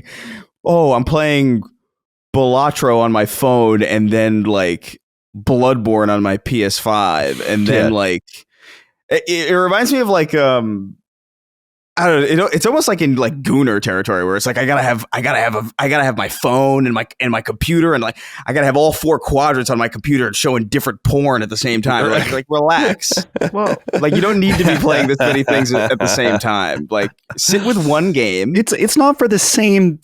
You're not using the controller at the same time with these different devices. I know. I'm exaggerating. I'm exaggerating. It's just crazy to me that like it's a cool feature set. I appreciate it. That's dope. But I can't imagine that I'll ever really, even if I were using the DualSense for PC, I can't imagine that I would use it too often because I don't really hook up my thing to. It's really just my PC and my PlayStation. And I usually wire it to the PC because I figure like, well, I'm sitting at my desk anyway. I might as well just charge it. You know? So like, I don't know. It's cool feature set, but it's not useful to me. I'm wondering if it's interesting that they're using this kind of real estate. They don't speak very much. They don't update things too often, not as often as I think people would like. So there's something to this, I guess. Dustin, like, what do you think? I assume that they're just seeing more connectivity and being more flexible with their hardware means that people will stick with them more, or at least defer to their controllers. And they did kind of make a mistake in the Xbox 360 era by not doing more with, not that it would have really been a very good competitor because the 6-axis and the DualShock 3 were kind of shitty compared to the 360 controller, but that became like a default PC controller for 10 years, basically. And that kind of mentality segued into the Xbox One controller and so on. So maybe they're kind of trying to proactively do something about that this time around. What do you think? Yeah, well, I think Sony wants the DualSense to be the best controller to buy, or in their, you know, whatever, whether you agree or not, they want to be the best controller, whether you're playing on PlayStation or if you're playing on PC, which is why their PC games, I think all of them, if you connect a DualSense, you can use DualSense features on PC. It's not a PlayStation exclusive thing where you can have the haptic triggers and stuff like that on PC. So I think it is sort of this idea that they want this to be the ubiquitous controller everywhere. And so as far as this feature, I am super pumped about this because I want to play Balatro on my phone and be playing Final Fantasy on my PlayStation and whatever, all at the same time. I recently hooked up my old PC that I thought was dead. Turns out some I think was just fucked with Windows because it works perfectly now. I don't get it. I wish I would have known that before I bought a new PC, but too late now. I have it hooked up to my downstairs TV. So I have like a living room PC now that I set up to like auto boot into Steam Big Picture, so I don't have to fuck with a mouse and keyboard thing. So right now I have one DualSense that is dedicated just to that because I don't want to have to go through the hassle of repairing it every time. So especially if you like, maybe you only have one DualSense Edge and you want to be able to use it on multiple devices because that's your good controller, this will make things a lot easier. So I will definitely be using it for that scenario between the PC and the PlayStation. And I'm sure there are a lot of people too that use remote play, whether it's an iPhone or an iPad particular, where switching between those two things would be a lot easier. Now, this power saver thing, Colin, isn't this something that you talked about with Moore's Law is Dead? And this is basically potentially the target spec for the handheld? Yeah, he was saying that. So it's interesting. Yeah. It's another thing that he doesn't get nearly enough credit for breaking like things. For some reason, he has like a reputation in some corners of being wrong. And I'm like, about what? He seems to leak things properly all the time. This seems to be maybe one and the same, or at least going towards that direction. But I was going to say that regardless of like what it really is being done for, Sony is very much into the ESG kind of shit, which is environment, social governance, or whatever, where companies are kind of trying to be proactive about their environmental footprint, about the way they interact with societies and governments and all the rest. And they have nothing to lose here because they get tax benefits and they're treated better by regulators. And so they can kind of play it both ways and pretend. It's what I always say about hotels that are like, that's what I was going to say. It's the hotel situation. Right. They're like, oh, well, we're just trying to make the PS5 more environmentally friendly. Right. Exactly. By tanking your frame rates. Right. So that's like, they can play it that way and kind of get two bites at the apple, as it were, because they're doing it for two different reasons and they kind of both go towards the same direction for them. So it's unclear like why they would really do that. I just think it's funny to pretend, like, I'm just going to be real with you. I could give a fuck how much power my PS5 uses. And I would never use something like that, like voluntarily make my games run worse. I would have the PS5 take twice as much electricity if it ran the games better. So trust me, I don't care about that, but I don't think they really do either. But if you read a lot of their financial releases and especially their annual reports and stuff, they have a lot of stuff dedicated to this in a way, and talk about Sony generally about in ways that other companies in the space really don't. They are very progressive in that way. But again, like we said with the hotel thing, I always read the ulterior motives, because trust me, the Marriott doesn't care about the environment. They are using less water and electricity, and that saves them money because you didn't hang your towel up, or hang your towel up and we'll assume you just want to use it again. Yeah, they're definitely doing that for the planet, whatever you say. But it's a very Randian thing of getting a good result by appealing to the selfishness of organizations. Mm-hmm. It's helpful to the environment for you to use less electricity. If you don't care about that and you're just saving money, okay, fair enough. All right, next story is about Final Fantasy Tactics. PlayStation Blog wrote this interesting piece. It's an interview with Kazutoyo Mahiro, who is directing the Ivalice Chronicles, the new Final Fantasy release for Final Fantasy Tactics. And it's pretty interesting. Dustin, specifically, did you get a chance to read this story? Yeah, I read through.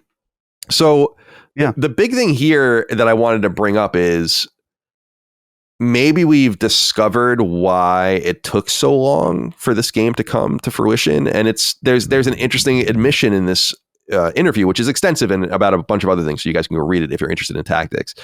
But what he basically says is that they had to remake the game because they lost the original source code and didn't have the master data for the game anymore. So it had to be done from scratch. And they also kind of, because you can switch between a more original version of the game and the newer version of the game, they really remade it somewhat faithfully and then put everything over that original bulk of data and art and whatever to make it more modern. So I was curious if you have any thoughts on this, Dustin, and what you think. So maybe we're a little too hard on it. I don't want to say hard on it. I just didn't know what was taking so long. But this makes a little more sense, I guess. Well, it's funny because this is not the first time this has happened to Square.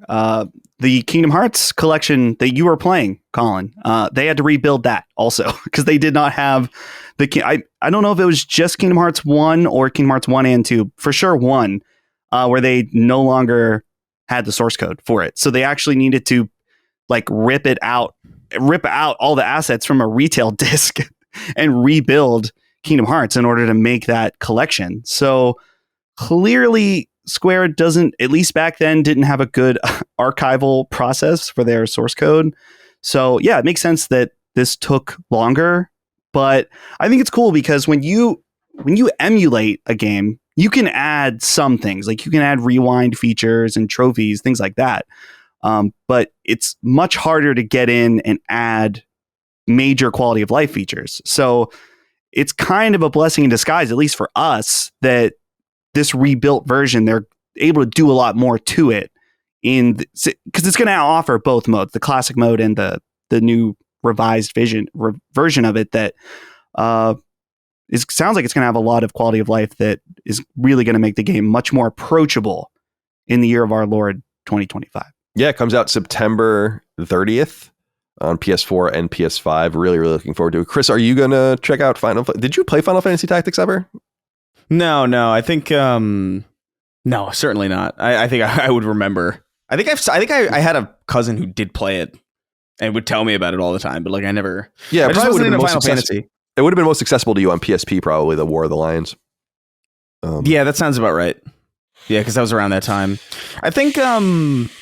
Yeah, like I don't know. I remember seeing the trailer for this though, and you had talked about Final Fantasy Tactics a lot over the course of just doing the show, and I just never looked it up because I just kind of assumed it's like, oh, it's not, it's Final Fantasy. I'm not really that into it, and also Tactics. I'm not really that into it. I've only recently really gotten into Tactics games, and by recently, by the way, I mean like the last like 3 years or something. And when this trailer came out, I remember just looking at it and thinking like, oh, this looks it looks concise. Like it doesn't look as overwhelming as I assumed a tactics game would be in Final Fantasy, because Final Fantasy overwhelms me. It does. Just seems like there's a lot to it, a lot to learn.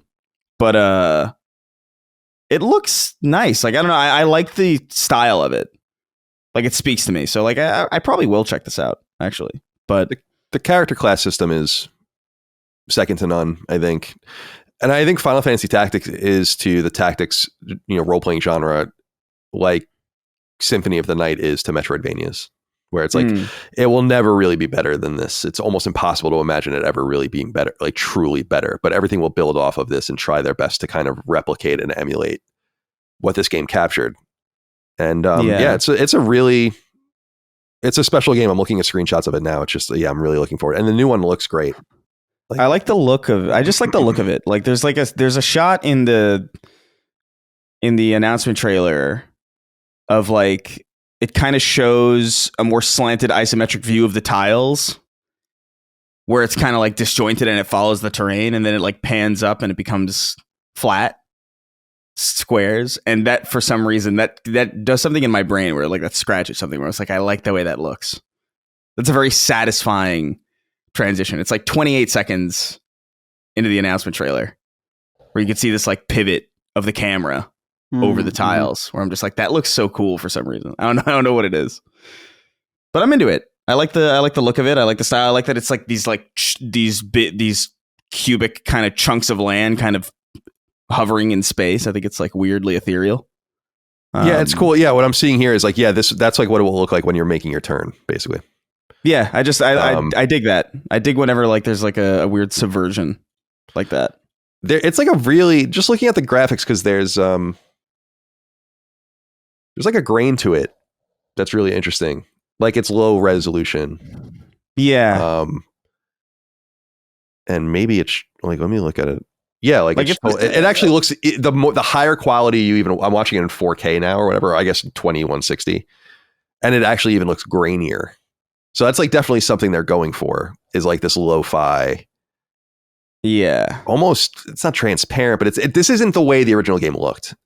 Like the isometric camera angles and stuff are classic Final Fantasy Tactics, and all of the menus and the turn bar and all the rest. But there's a distinct graphical flair to it too. And I think there's a distinct graphical flair to just the out of game, concept art and stuff. Like it's different than Final Fantasy. It's a different chocobo, it's a different soldier, it's a different, and then they obviously incorporate the aesthetic of the white mage and the black mage and whatever, but they a lot of Final Fantasy aesthetic comes from this. And this takes place in Ivalice too, which is cool because that's where Final Fantasy 12 takes place. So it's all the same world. So, and we haven't been there since Final Fantasy 12. Okay. This is a pretty big piece of news. I was curious what you guys think of this. We talked about this one. So the Outer Worlds 2 is coming to PlayStation 5 and other consoles on October 29th, and they announced that it was going to be $80. Obviously, it's on Game Pass on Xbox. Obsidian is an Xbox studio, so they're making it fundamentally for Xbox and for Game Pass. So I always looked at this as a way to leverage, pay this kind of seemingly outrageous price for our game, or just come get it on Game Pass. But they wrote this on their official social media pages, and I'm reading it off of Twitter. It says, "Dear Galactic citizens, we have received your SOS via Skip Drone about the pricing. As an organization devoted to making sure that corporations do not go unfettered, we at the Earth Directorate have worked with Redacted to revise the price of the Outer Worlds 2. While this will not bring peace to the galaxy or even your local colony, we assure you that we are all here to fight for all colonies in every way that we can. From the official of the director of the Earth Directorate, and then it's a price like originally price was $79.99, and they just scratched it out and wrote $69.99 underneath it. This is interesting because people really were outraged by this, and I kind of wasn't, just because I thought it was a leverage play to make people more interested in Game Pass, and that the $80 price point would become a starker comparison, but maybe a bridge too far. Bob Dylan wrote from Beyond the Grave. Wow. Said, I know this is Xbox related, but everyone take note. They walked back their game price increase. If you vote with your wallet, you will enact change. Not polls, not tweeting at people, petitions, etc. Just cold, hard cash. Absolutely. But Dustin, the pre-orders must have been bad. I assume that's why they did this. Right. Well, I was thinking back. I was trying to find the episode where we talked about initially where the rumors, this was before Nintendo's $80 Mario Kart, where we were talking about GTA potentially being $100. And I had said something like, wait until someone else tries to pull this off and they're going to realize they're not that guy. You know, they're not. You're not that guy. You're not GTA. I love that video, bro. Yeah, you're not that guy, dude. And in this case, the Outer Worlds 2 was not that guy to follow up as the first $80 game outside of Nintendo, I believe. So yeah, it makes sense. And I'm sure their pre-orders were terrible. With that being said, I don't think this changes the wave of $80 games that are coming. Yeah. Outer Worlds 2, I'm sure it's going to be great and the fans of that game are going to love it. But I think Maddie said this on Duke when I was editing it, but like when you have Borderlands coming out at $70, and that's a game that maybe could have done it at $80. So they were just too early. It wasn't the right game to break the barrier. But Bob Dylan is right that when you vote with your wallets, you can make change. So keep that energy when a game you really actually do want is $80. Yeah, it's not going to happen. Well, right. That's my whole thing is that I love you bringing up that, like it wasn't, you're not that guy or whatever. Like the Outer Worlds is pretty big. They haven't announced release or sales in years, but as of 2021, it sold 4 million copies. So that's a very respectable number. I just think it's impossible to know if people aren't pre-ordering the game because it was $80 or because they're not interested in the Outer Worlds 2. Like it's probably a little bit of both, where I think you can't really, you could do the best you can to save the game here, but you're kind of undercutting your ability to do it moving forward. They're going to try this again. And now people know that you can undercut them. And this is what we were saying earlier, by just don't pre-order the game. You could scare the shit out of these companies by simply refusing to pre-order the game, which is why they're trying to entice you with beta access and 5 days early access and free skins and all the rest. I get it. I mean, but Chris, what do you think? This is a pretty powerful moment for the consumer. I just don't know. I just don't feel like anyone's I don't want to say anyone. It doesn't feel like there are very many people interested in the Outer Worlds 2 for some reason. So I don't know if it's like just too little too late, if I'm just delusional and it's going to sell millions of copies. And if the $80 price point really was a bridge too far, but they're not that guy, I guess. Yeah. Well, I don't know. There is also just the reality that this is a Game Pass game. And so like why... that inherently is going to hurt pre-orders, because if you could just play it on Game Pass on PC and on Xbox, why even sweat? Like I agree with you. Actually, it's the wrong game for a multitude of reasons. First of all, it is a smaller kind of more.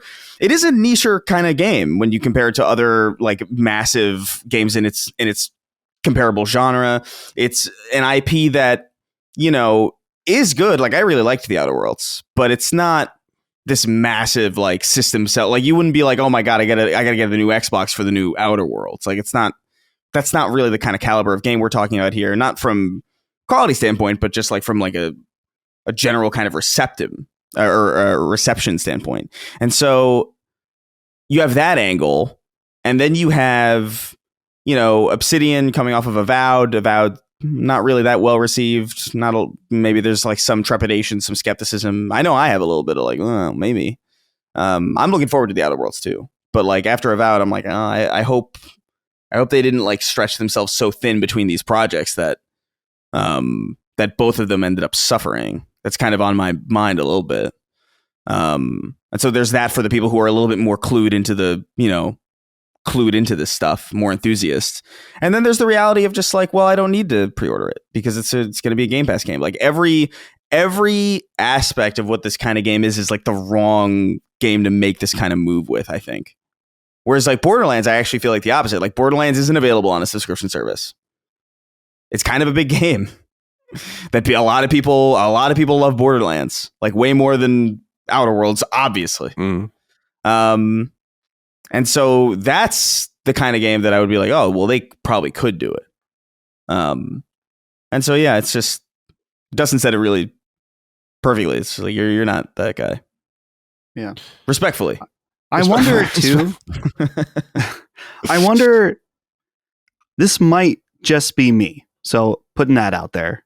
With Outer Worlds 1, I remember when it was being revealed and shown off, there was like a little bit of like, hey, this isn't like as big as a Fallout or an Elder Scrolls game. Like this is a smaller, more contained RPG. And I believe that launched at full price at $60. When I played it, I remember thinking, yeah, this definitely feels much smaller, for better or for worse, right? And so I think that people maybe have that mindset that's like, oh, there's giant games like Kingdom Come Deliverance 2 that came out this year that are $70. And then you have a scaled back RPG, and assuming that's also going to be Outer Worlds 2, which I didn't watch the full Outer Worlds 2 direct thing, so I don't know if it's scaled down. I'm assuming it is, based that's kind of been Obsidian's thing recently, that people are like, well, why would you want me to pay more when you're making smaller RPGs intentionally, you know? So that just adds to the, it's not the right game for that, to push it. I can see it in a different way, where it's just even to play as devil's advocate, where I think you're just trying to, it's what Chris was saying. Like if you're releasing the game on Game Pass, then what do you expect? You have to play to the whistle here. Like you have to like go all the way to the end and then start getting the money from people that are going to go on Game Pass to play it. So you have to expect that the game's not going to be pre-ordered requisite to that. That's the entire point. Wasn't that the entire point? Right. So now you're almost like undercutting your ability to send people to Game Pass by making the game more affordable to buy it a la carte, which just suggests that what I've been saying all these years is definitely, I mean, it is obviously true. They would rather you buy the game. They've put themselves into a corner where they're like, well, we don't get pre-orders anymore. And now we need to make them more attractive, even though we don't really want them, but we kind of do, but we'd rather have you on the subscription. It doesn't really make any sense. Well, maybe the pre-orders were just that bad. You know what I mean? Where it's like, we expect less, but this is even less than we expected. Well, they must be. I'm interested in the Outer Worlds too. Under no circumstances am I going to pre-order it. Right. Well, you're getting it on Game Pass. So, and I would guarantee you that a lot of fans of the Outer Worlds too, or the Outer Worlds, are going to do that. Because why wouldn't you? Right. Yeah. If you give people the option to not pay for a thing that they really think is cool, yeah. They should have thought this through more. This is going to be a really complicated issue for them, though, for Microsoft, because like I said, they're going to try again. And now people know, I mean, you always intrinsically know what you have to do, but like now people really know it works. Yeah. And so will you ever be able to, like, what are you going to be able to broach it with and be like, no, we're going to stay firm here? Is it going to be like Fable or some other bigger game where they're going to try again? It's got to be a big one like that. But even that's not going to go over smooth. So they're probably like, fuck. You know, I'm sure this has a material. I mean, dude, if you were expecting to sell the game at $80 and you were expected to do X amount of units, hundreds of thousands, no doubt, on PS5 or whatever, and then you have to cut that by $10, that's a substantial amount of money. Like that they have to account for, that they like, I'm sure that was a big deal internally. And that they let other companies kind of take advantage of the situation inadvertently, like Borderlands coming in below. Obviously, Randy Pitchford didn't do himself any favors, but they were kind of able to take advantage of the moment by saying, "Wow, we're going to stay pat." Just like it's really stupid. Like the kind of thing that like you're like almost wondering if you weren't going to stick by your guns, and why did you not expect? It's like what we say about Naughty Dog with The Last of Us Online. Like, how did you even get into this position? How did you not know? Yeah. Right. Well, and we still don't really have the first true standalone $80 game, because Mario Kart World, most of those sales were in the bundle, and that cost $50. I'm sure a lot of people bought it for $80 also, but we have not had a standalone $80 release yet to see how the market takes it. And again, it really is going to depend on the game. Well, we'll see. The Outer Worlds 2 comes out in late October. All right. Quick thing about Splitgate 2, this shooter from 1047 Games that entered beta earlier this year, and then they released officially back in June. It's a follow-up to the original Splitgate, which came out officially in 2022, but was playable in various beta forms for since 2019, specifically on PC, I guess. They basically wrote a big thing here on social media and released a press release saying, "We believe in Splitgate 2. The game means everything to us. It's been our life for almost 10 years, starting in our dorm room, and we're more committed than ever to delivering the incredible experience you deserve. We've heard your feedback and we agree with you. We launched too early. We had ambitious goals with Splitgate 2, and in our excitement to share it with you, we bit off more than we could chew. We rushed certain features, made some boneheaded mistakes, and most importantly, we didn't give you the polished Portal-filled mayhem you fell in love with. So we're going back to beta. We'll be heads down until early next year, rebuilding major parts of the game to capture the spirit of what made Splitgate special. That means reworking progression from the ground up, adding more portals to our maps, simplifying monetization, refocusing on classic game modes you've been asking for, and more, which we'll share soon. Now more than ever, we need your help. We're returning not just to our roots and what we build, but to how we build it with you. That means more playtests, more surveys, more listening, and truly being community first. Our goal is to combine the DNA of the first game with the best improvements from the second. Rebuilding the core experience isn't a quick fix, it's a long-term commitment. To give ourselves the time to build the Splitgate you deserve, we've made the incredibly difficult decision to reduce certain roles and shift our resources to focus on this rework. This is heartbreaking. These are our teammates and our friends, and they helped build what we have today. They're receiving severance and job placement support, and we're committed to doing everything we can to help them through this transition. We hope to bring them back when we can. In an effort to retain as many team members as possible, we're also going to be shutting down the OG Splitgate servers in a month. While we'd love to keep servers online indefinitely, it's cost us hundreds of thousands of dollars over the past couple of years, and we have to prioritize our team. Like us, we know this game means a lot to so many of you, so we are exploring the possibility of supporting offline or peer-to-peer matches, and when we return, we plan to have a dedicated experience in Splitgate 2 that delivers on the promise of the original. In the meantime, Splitgate 2 will remain playable and will still be shipping Chapter 3 as well as fixes and high-priority changes. We hope you will continue to play and support the game. As always, please keep the feedback coming." Chris, what do you think of this? This game has obviously been in a state of certain flux here. Obviously, had some bad marketing with the guy's MAGA-style hat that kind of went pear-shaped for him. Game seemed underwhelming. They went from open beta, May 22nd into the release 2 weeks later. So, again, one of the fake kind of betas that didn't really listen to the feedback.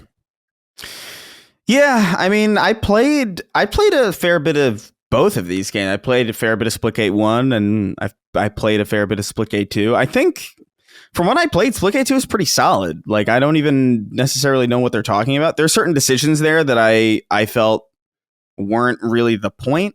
Like, there's a lot more of a emphasis on building loadouts and like attachments and stuff. It's exactly the kind of thing that pulls me out of a lot of games like this. There's the same reason that I think Back 4 Blood failed to capture what was so great about the simplicity of Left 4 Dead, where it's just like this is like, no, there's got to be systems upon systems. It's just like, no, dude, people like an excuse to just jump into a simple sandbox and have a good time. Like, you don't really need. There's a lot of over developing done in a lot of video games that I really don't understand it. And so there was certainly that aspect of it that kind of kept me like, I'm probably not going to play this for too long. But yeah, I mean, Splitgate is weird because I think it's cool. I think it's got a neat gimmick. It's got this interesting kind of chaotic flow to it. And I think in a lot of ways it plays really well, but also it's weird. Like I feel like they're trying to do too much. Like I think even with that, what is it, that announcement with the guy on stage with the hat or whatever, like that to me didn't whatever. I don't care. It's like corny, but like I don't really care. Yeah, it like, just seemed out of date. Yeah, it just seemed like a very like played out kind of thing. Like the parody hats, like we get it. But the issue with that really was like the sentiment of like, okay, make FPSs great again, and then like, yeah, we're really sick of the same old thing. Anyway, here's a battle royale, and we're gonna have a trailer to it that has Imagine Dragons in it, and you're just like, what? That's such a weird that combination of like setup and delivery is insane. I wonder how much that license cost to use that song. Probably do more than it was worth for sure.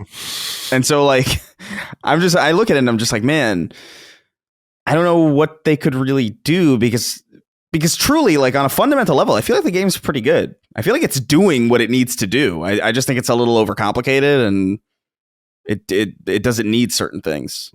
Like they put too much into it in some way. Like, so this idea of like, we didn't deliver you, the idea that's kind of being presented here that it's not complete is weird to me because I just don't know what you would expect from a free-to-play game that plays really, really well. That also has a battle royale mode that, by the way, I have not played because I can't even imagine wanting to do that. But I don't know. Good luck to those guys. I think they've got a solid game. But I just beg any developer listening to this, like, please, if you're making a multiplayer game, especially a shooter, you don't need like several different scopes for every fucking gun or like you don't need this shit. Let Battlefield and Call of Duty and like more like tactical, like that's served.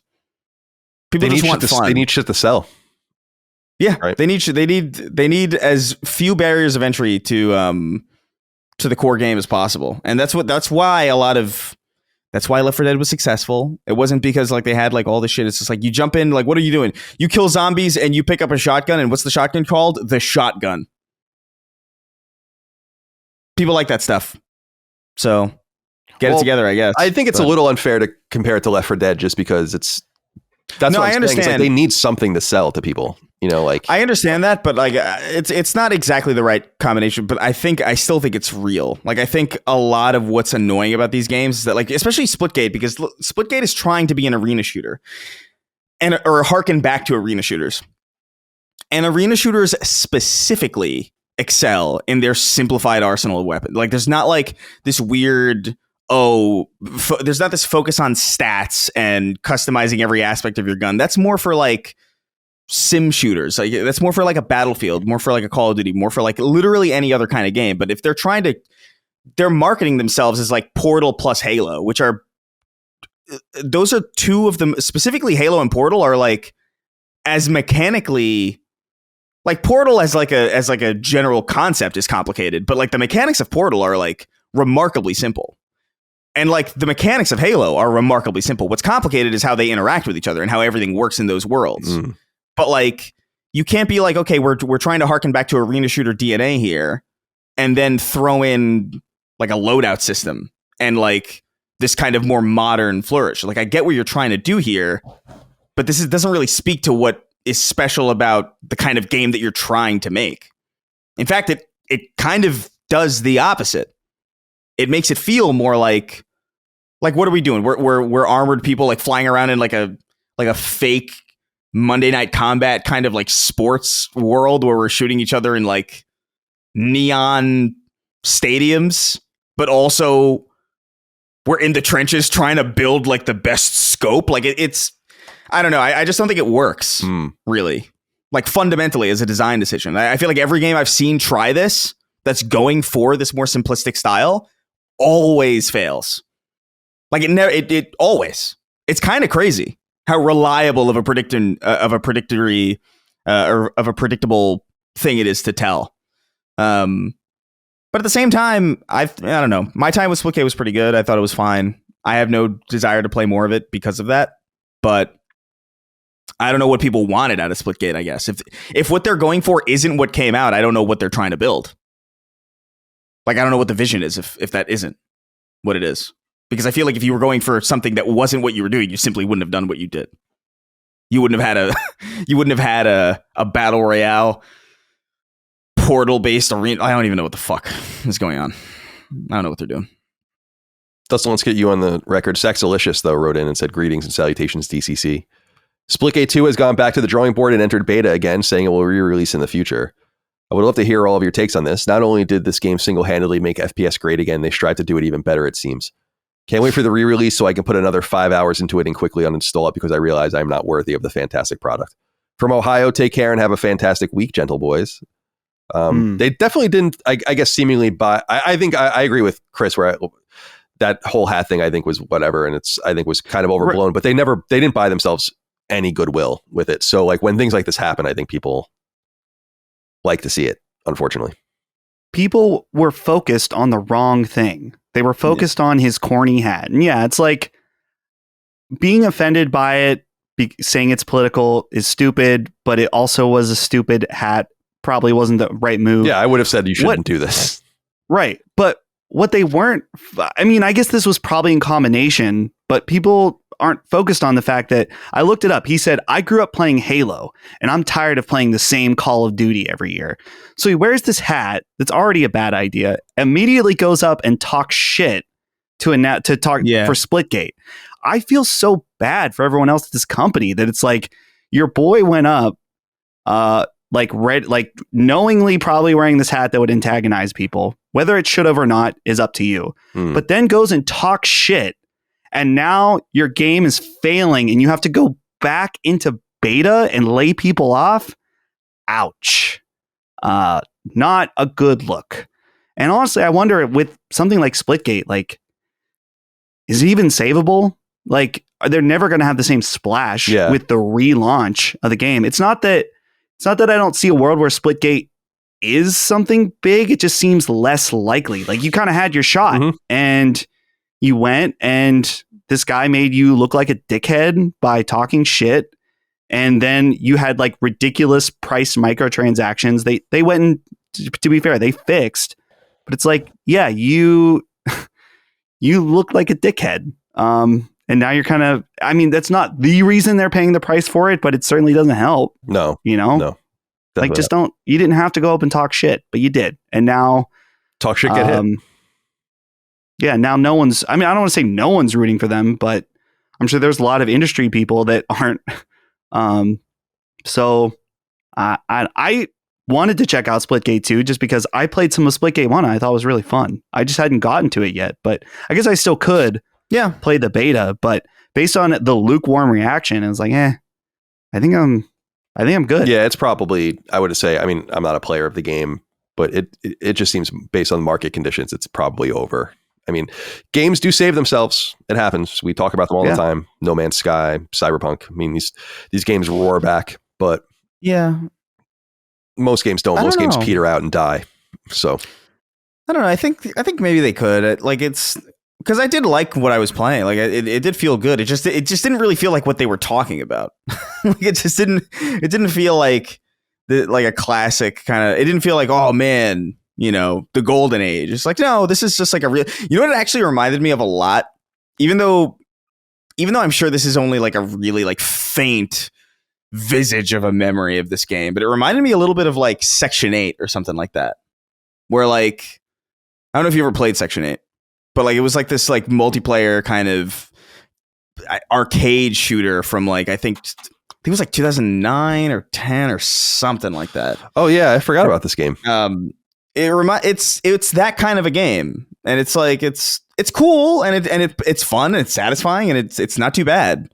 But like it's hardly this, revival of this like long dead, like we missed when FPSs were perfect. It's hardly that. But it's good. I would actually recommend. Like, yeah, I mean, if you're a fan of like if you're a fan of shooters, especially like older, like more physics oriented kind of stuff, like it's worth a nice 5-hour play session. Like, I think you'll have a lot of fun with it. But there is kind of a ceiling there. I have a question though about it's funny because it's like, why would you name your game Section 8? It is crazy, isn't it? I remember even at the time being like, that's kind of a... Because when you were saying it, what came to mind for me, I was like, oh, Section Z, which was like the old game. But then I was like, yes. And then I looked at the box art. I'm like, yes, Section 8. Yeah, Section 8. Why did they housing. name it that? Not Section 8 housing. Section 8 the game. Right. That's what. So for people that don't know or are not American, the term Section 8 in American parlance is basically low income government subsidized like housing that is usually considered like ghettoized, like big brick, industrial inner city buildings that, people that live on like government vouchers live in and shit like that. So when people say Section 8, that's what that means. Like everyone knows what that means. And so like literally, and I went and looked, Timegate made it, and Timegate's a Texas, they were based in Texas. So I'm like, is this some sort of like weird Eastern European thing? And they just don't get it. It's like, no, the fuck did you name? Why couldn't you name it Section 7 or Section 9? Yeah, anything else. Section 8? They dodged a bullet though with that, because that game being released with that name today, like earnestly, that the memes would have been fucking crazy. I'm sorry. I know it. Yeah. You know it. Oh, for sure. I remember, I don't know, for what it's worth, I remember having a good time with that game. But it's also like, it's one of those games where it's like, that's not making it in, that's not like in the annals of history of like, the greatest FPS ever made. Like no one's going to be like Section 8 at number 9. Like no. Right. But it's a solid romp, especially for free, because that's what Splitgate is. And so like, yeah, I don't want to be too harsh on them. I think they did make a fun game, and for what it is, I think it works. I think there's some satisfying gunplay in there. There's a weapon in there that I think is really fun. I think it's called the Gravitas, that like pulls people in and lets you like shoot the force back out of them. It's like mega satisfying. So there's cool stuff in there. It's just yeah, man, that whole we miss when things were cool. I don't know, dude. It's the bad foot forward to put. What was the game that Timegate made after Section 8? Do you remember? Oh, fuck. After Section 8. I don't even remember. When was Section 8? 2009 on Xbox, 2010 on PS3, and then they did a sequel in 2012 that was like a digital game. But then they released in 2013 a notorious game. Oh, no, I don't know. And I put them out of business. Alien Colonial Marines. They were the studio behind that. Oh, that's a like bummer. Gearbox was working with them and publishing it. Yeah. Damn, that's a bummer. They should have called it Alien: Section 8. And it's about the inner city xenomorphs. Wow. Well, look, not to hype up Section 8, but like going from Section 8 to Aliens Colonial Marines is actually like it's crazy how much of a step down considering how like budget Section 8 is. There's all sorts of drama around that, because I don't know how much it was their fault and how much it was Gearbox's. Like there's still, I feel like there's a documentary in that. Yeah, waiting, like, there's something unresolved in my opinion with that, but because I was still a journalist when that was all happening and people were reporting on it, and it was a lot of interesting things and people were making a lot of accusations. Because I feel like wasn't the accusation that like basically, because I think Borderlands 2 came out in 2012, and I think the accusation people were leveraging and leveling rather at the time, and who knows if it's true or not, was like Gearbox was supposed to be making Colonial Marines, kind of subcontracted Timegate, and then used the money to make Borderlands 2. That was kind of like what people were saying, and like everything went like totally pear-shaped. I'm like, I don't know if that's true or not, but that's as I recall. I don't know if that sounds familiar to you, Dustin, but as I recall that that was like the scuttlebutt at the time. I remember going to an event for Alien Colonial Marines at Comic-Con, New York Comic-Con, probably in 2012. And they had like actors from the movie there and shit. It was like big. They spent a lot of money on it. And they showed like the beginning of the game when you're like walking into like the crash ship and stuff. And it looked cool. Didn't turn out cool. I'll tell you that much. Yeah. All right. Finally, sales data from Matt Piscatella, who again, it can insist on posting this on Blue Sky instead of on Twitter. So we have to go over there to get it. Obviously, Circana is what used to be called the MPD group. This is tracking of digital and physical sales of video game software plus hardware in the United States. So the biggest core gaming market in the world. So always interesting to see how games do here. And people can go read, like he puts a bunch of graphs and spending stuff. But we're really interested in the sales charts, of course. Top 20 best-selling games from beginning the period June 1st, running through June and into early July. We had talked about this actually on the Death Stranding 2 spoiler cast, I think, briefly, but Elden Ring Night Reign was the best-selling game of June. Slots in at number 1, premieres at number 1. And we were saying that that's a pretty big deal because these charts are not based on numbers sold, but on money made, gross income. So Elden Ring Night Reign's a $40 game. And actually, I had pulled up this pretty interesting data that indicates, and this comes from Gamatsu, that Elden Ring Night Reign has surpassed 5 million copies sold, and Shadow of the Erd Tree has surpassed 10 million copies sold. So huge success there. As I was saying earlier, I mean, Elden Ring 2 being a no-brainer. Other interesting games. I'm sorry, go ahead. No, I was just going to say 10 million for a DLC is crazy. Yeah, it's amazing. That's amazing. Death Stranding 2 on the beach slots at number 2. That's pretty impressive because it only is going to be counted for about a week. So it'll do pretty well in July, I imagine, as well. And then Mario Kart World slots in at 3. I assume these are based only on a la carte sales. Yeah, I would assume too. That's crazy. Because otherwise it would be number 1. I assume if they were counting the bundles, it would easily be number 1. Yeah. But I don't think that that's the way it's counted. Number 4, Call of Duty Black Ops 6. And then Stellar Blade pops back up to number 5 based on its PC release. It was slotted number 185 the previous month when it was just on PlayStation 5. Forza Horizon 3 slots in at 6 based on its re-release on PlayStation 5. I'll have something to say about that shortly. What's up? Forza Horizon 5. Oh, 5. I'm sorry. Forza Horizon 5. I said 3. You're right. I was looking at the number 3 in the last month ranking. MLB The Show 25 at 7. Rune Factory Guardians of Azuma at 10. That's a Switch 2 game, right? It's also on PlayStation. Oh, okay. And maybe Xbox. But I have it on Switch. Holly played it. She thought it was pretty good. And then not great. Elder Scrolls 4 is the only other really notable game here at number 16. Star Wars Battlefront 2 is holding on at 17. So I do wonder if EA is noticing this and seeing this, but I don't think it's probably in meaningful enough numbers. I was going to bring up Forza Horizon 5. We were talking about Reese Elliott earlier, actually, who's been on our show a couple of times now. And Elia Starovarov wrote in. Starovarov. That's what it is, I think. Says, hey, Symbolers, on the recent summon sign, Reese Elliott talked about Forza Horizon 5 being the best-selling game on PS5 this year. We all know this is impressive and has no doubt influenced Xbox and Microsoft. It's a good game for sure, but why has it had such a meteoric success years after the initial release? My theory is that because a lot of people jumped ship from 360 to PS4, there's a substantial appetite for these Xbox franchises. I think the sales of Gears will prove this way, one way or another, although it is a re-release. By the way, Sacred Streaming makes my Monday workday go much faster. Thank you. That's so nice of you to say. It's true, man.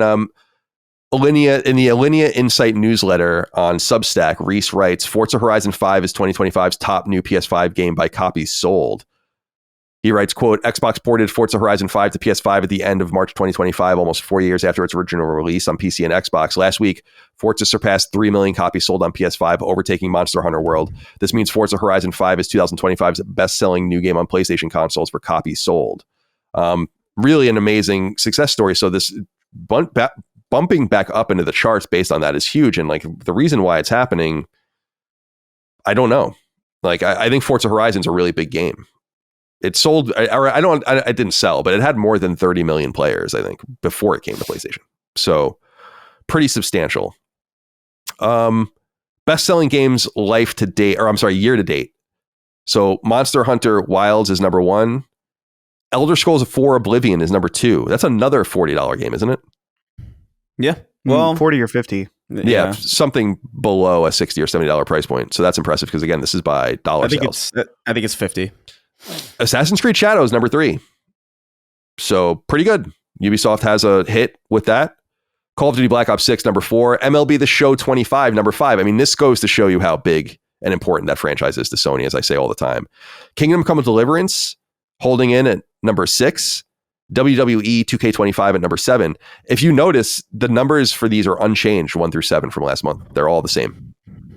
And then you start getting some of the interesting stuff. So Elden Ring Night Reign is at 8. and you can kind of garner how much everything is sold above and below it based on what we know about Elden Ring's Night Rain sales of 5 million globally.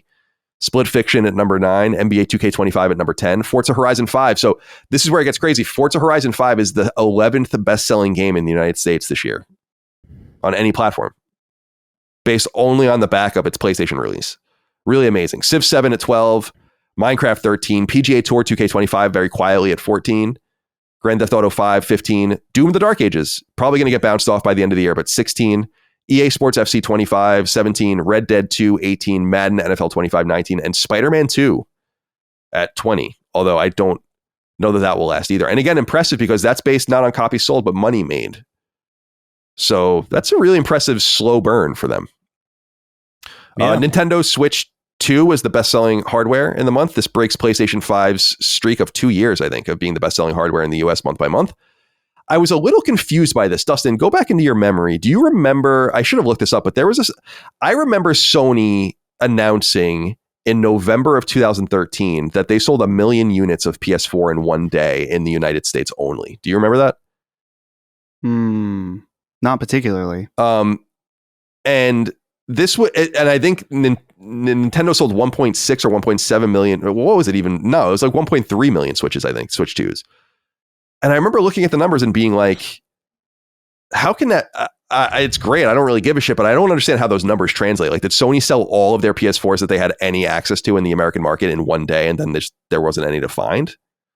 That must have been what happened. Yeah. Because when I saw that, in other words, when I saw that story, I was like, Sony didn't sell more than 1.3 million units of PS4 in that first month. That seems incredible in the US. Right. But I'm pretty sure that was a thing that happened. Right. Yeah, Matt Piscatella's numbers are Switch 2 sold 1.6 million. 1.6 million. And the previous high was 1.1 million. Right, that's what the problem was. So that 4. suggests that they only sold 100,000 units from day 2 to day 30 in 2013. They might have just not had any more. PS4 sells 1 million in one day. Yeah, this is a story. Sony sells over 1 million PlayStation 4s in its first day. And that was, remember, PS4 came out in the United States first. It was only available here. So Sony only sold 100,000 units from day 2 to day. Yeah, you might be right. That might be all they had in the channel. Yeah. But so I when I saw that number, I was like, that can't be. But I guess it is. That's what the confusion was. Okay. So any other data here that we want to take a look at that would be interesting? Okay, here's some stuff. Top 10 best-selling games only on PlayStation. So PS4 and PS5. Death Stranding 2 on the beach, number 1. Elden Ring Night Rain, number 2.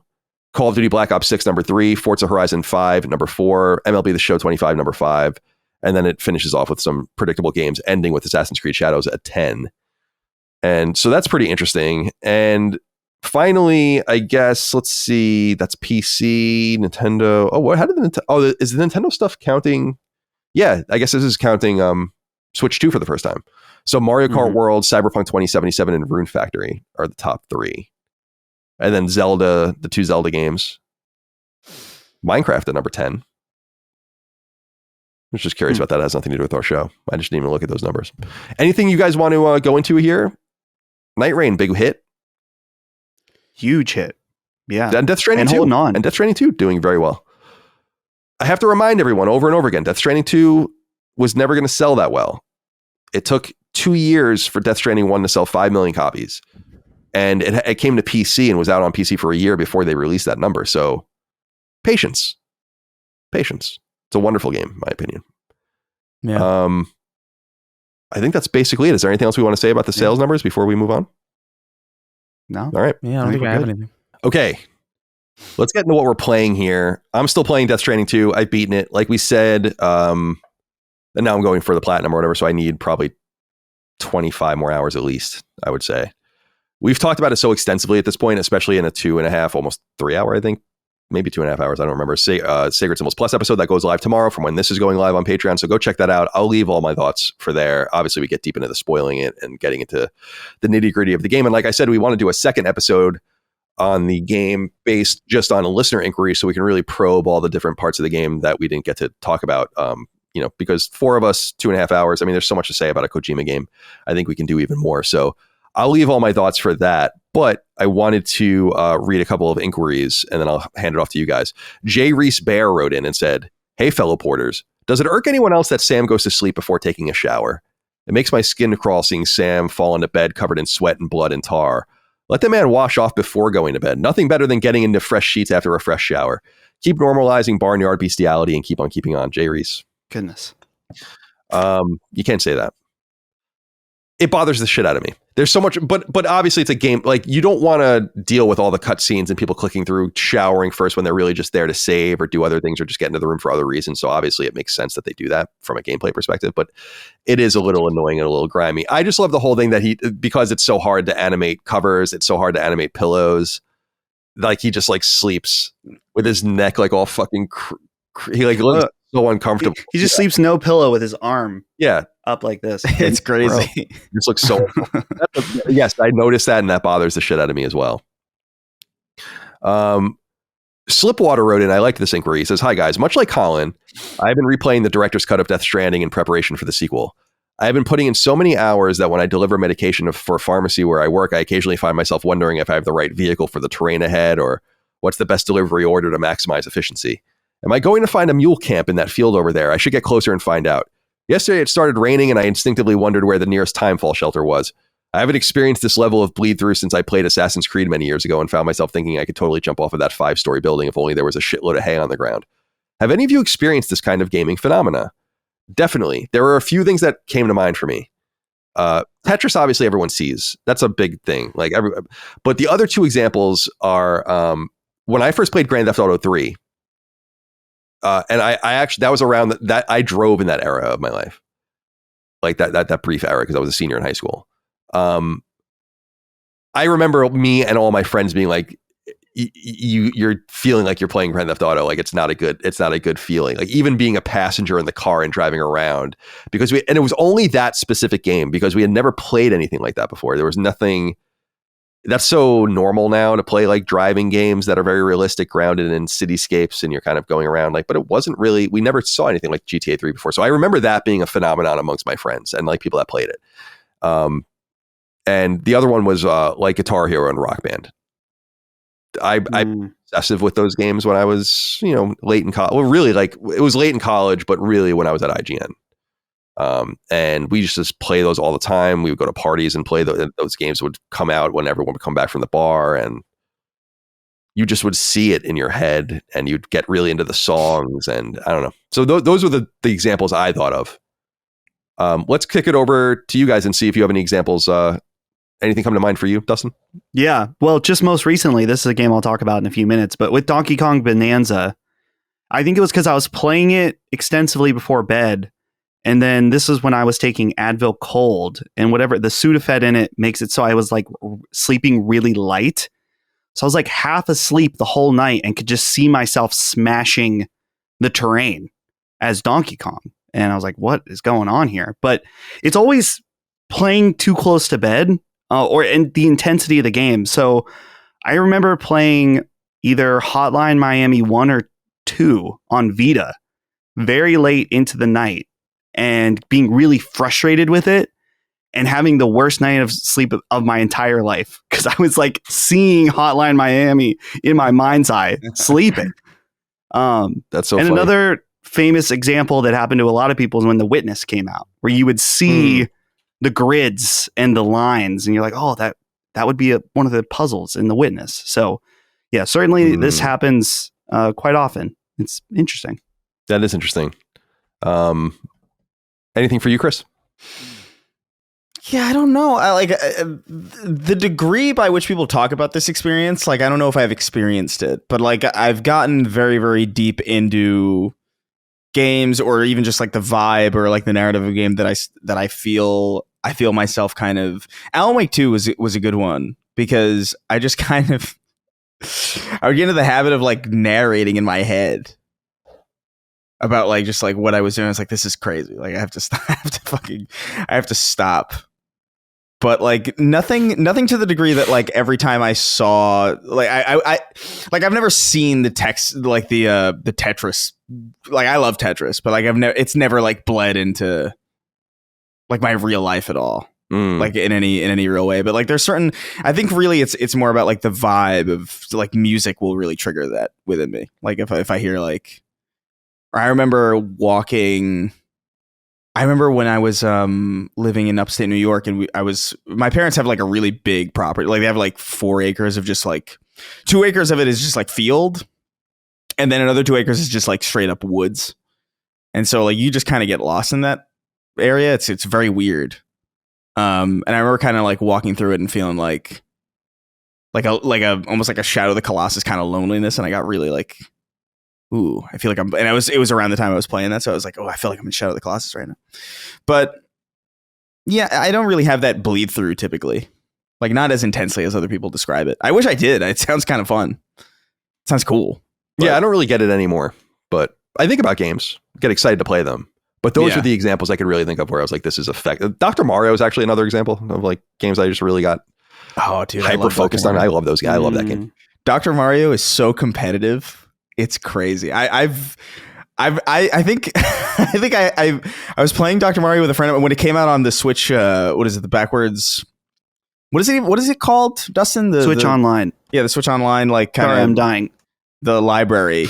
Okay. I was playing with a friend of mine, and he got so mad that I think he put down the controller. He didn't say anything, and he just left. And it was like the funniest. It's the funniest experience I've had. Dr. Mario is awesome. The WiiWare version of it that came out in 2007 or 2008 was so good. I used to play it online all the time. No, I never played that one. You had to be a pretty big nerd to get the WiiWare version of Dr. Mario. I have to be honest with you at that time. Yeah. Chris, let's stick with you. I don't know if you wanted to say any more about Death Stranding 2. I'm kind of tapped out as far as saying things on the show, I think, but it does say you're playing all the Tony Hawk games, so I'll let you take it however you'd like. Yeah, I'll leave the Death Stranding talk to the spoiler cast. Go watch it, and obviously watch the follow-up that we're going to do with getting deeper into it. I liked it. I thought it's very good.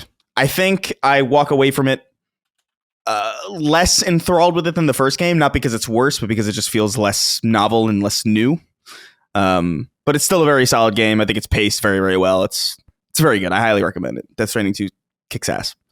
But yeah, I just kind of wanted to decompress or something a little bit more chill, kind of coming off of Death Stranding, which was kind of like a Herculean, very, very intense, very immersive kind of experience, and just wanted to play something a little bit more arcadey. And I realized that like I have both. I have like Tony Hawk 1 and 2 and Tony Hawk 3 and 4, but I haven't really put that much time into them. I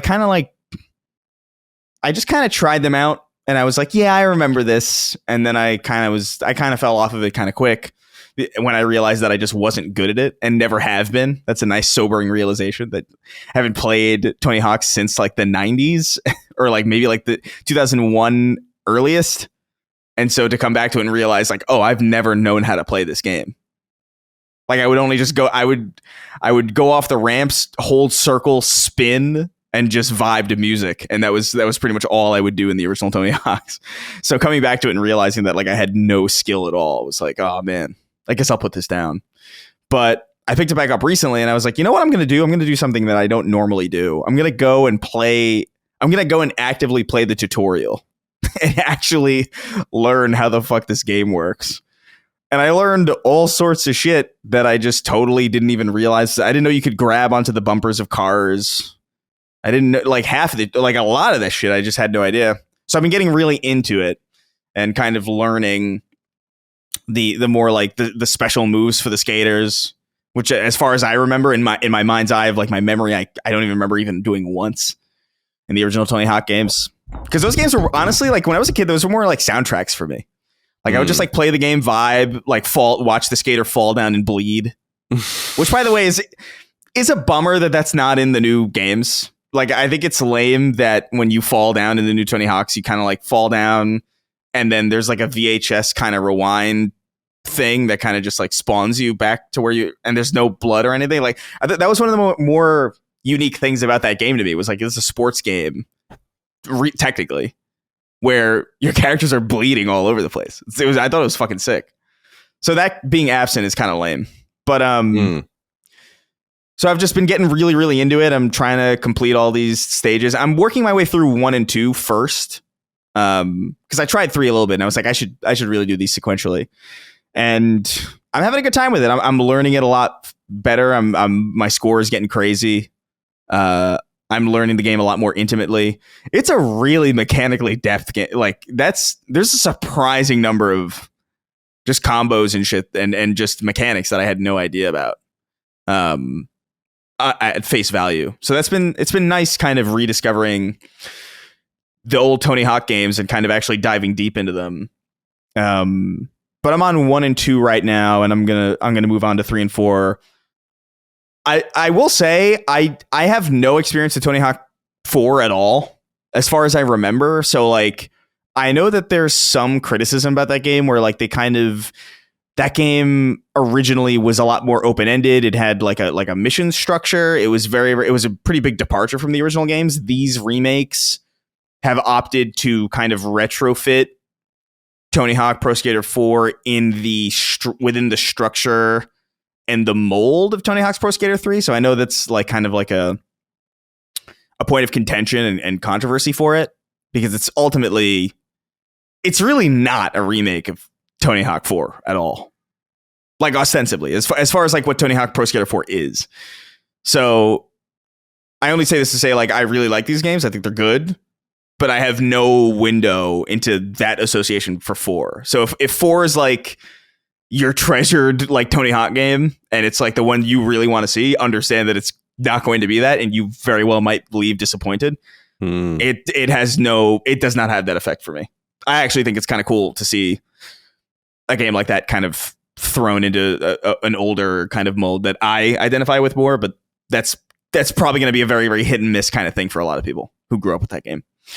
But I'm enjoying them a great deal. The soundtrack is kick-ass. I love the Tony Hawk Pro Skater soundtracks. I think they're great, and I think they did a good job with these new ones of just like putting some new shit in. So that's kind of the thing I'm toying around with right now. Still playing Peak also with some friends. It's been a pretty regular ritual at this point. They just had an update where they added a bunch of stuff in it too, so it seems like it's getting a lot of support. But that's really all I'm playing. I'm not playing anything crazy new or crazy exciting. Not like Dustin. Oh. Yeah, Dustin, you're playing Donkey Kong Bonanza. Blue Moose wrote in. Said, hey, super sacred studs. With Donkey Kong Bonanza launching to critical acclaim, do you think we've got another 3D platformer game of the year contender on our hands, just like Astro was last year? It really does feel like we're in a golden stretch right now between Astro, Donkey Kong, and indie hits like Demons, Tides, and Yuka Replay. Ugh. It's starting to feel like a real renaissance for 3D platformers.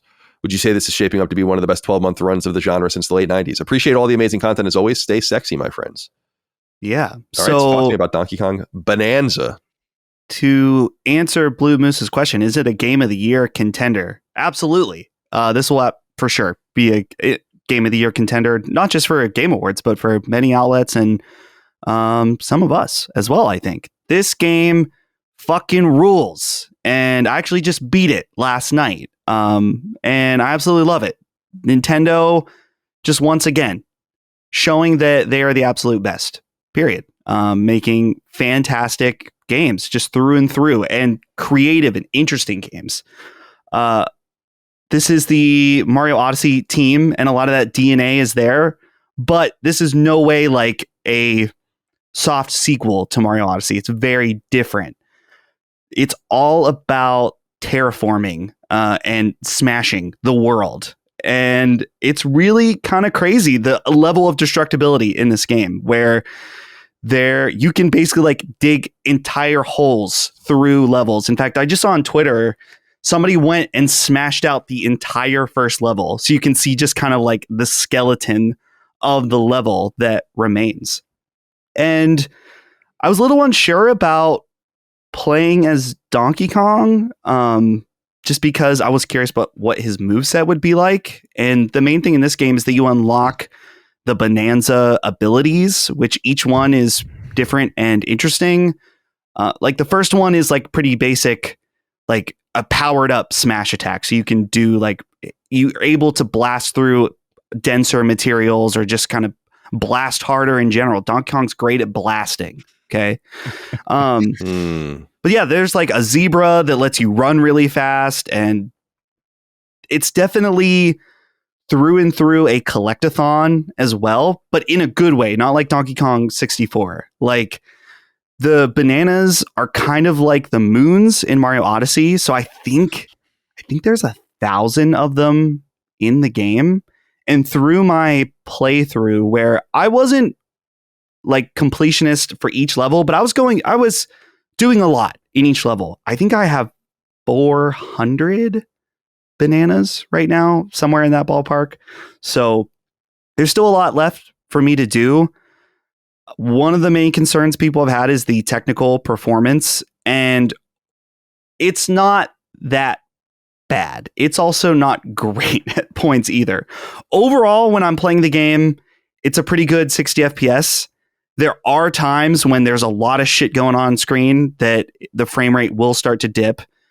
So it's a little disappointing for the new console. This is one of the new premier games from Nintendo, and the frame rate's kind of at points, but I didn't find it a huge distraction from the gameplay itself. So I don't want to cut them any passes, but at least there is that it's not like if it was majorly affecting how the game felt, like in Tears of the Kingdom, I think I would be more hard on it, but it's fine. It's not something to be too worried about. But yeah, I am excited to go back. I don't know if I'm going to 100% this game, but I definitely want to go back and get more bananas, because there's like a whole skill tree element to it where you can like level up Donkey Kong and level up the different Bonanza abilities.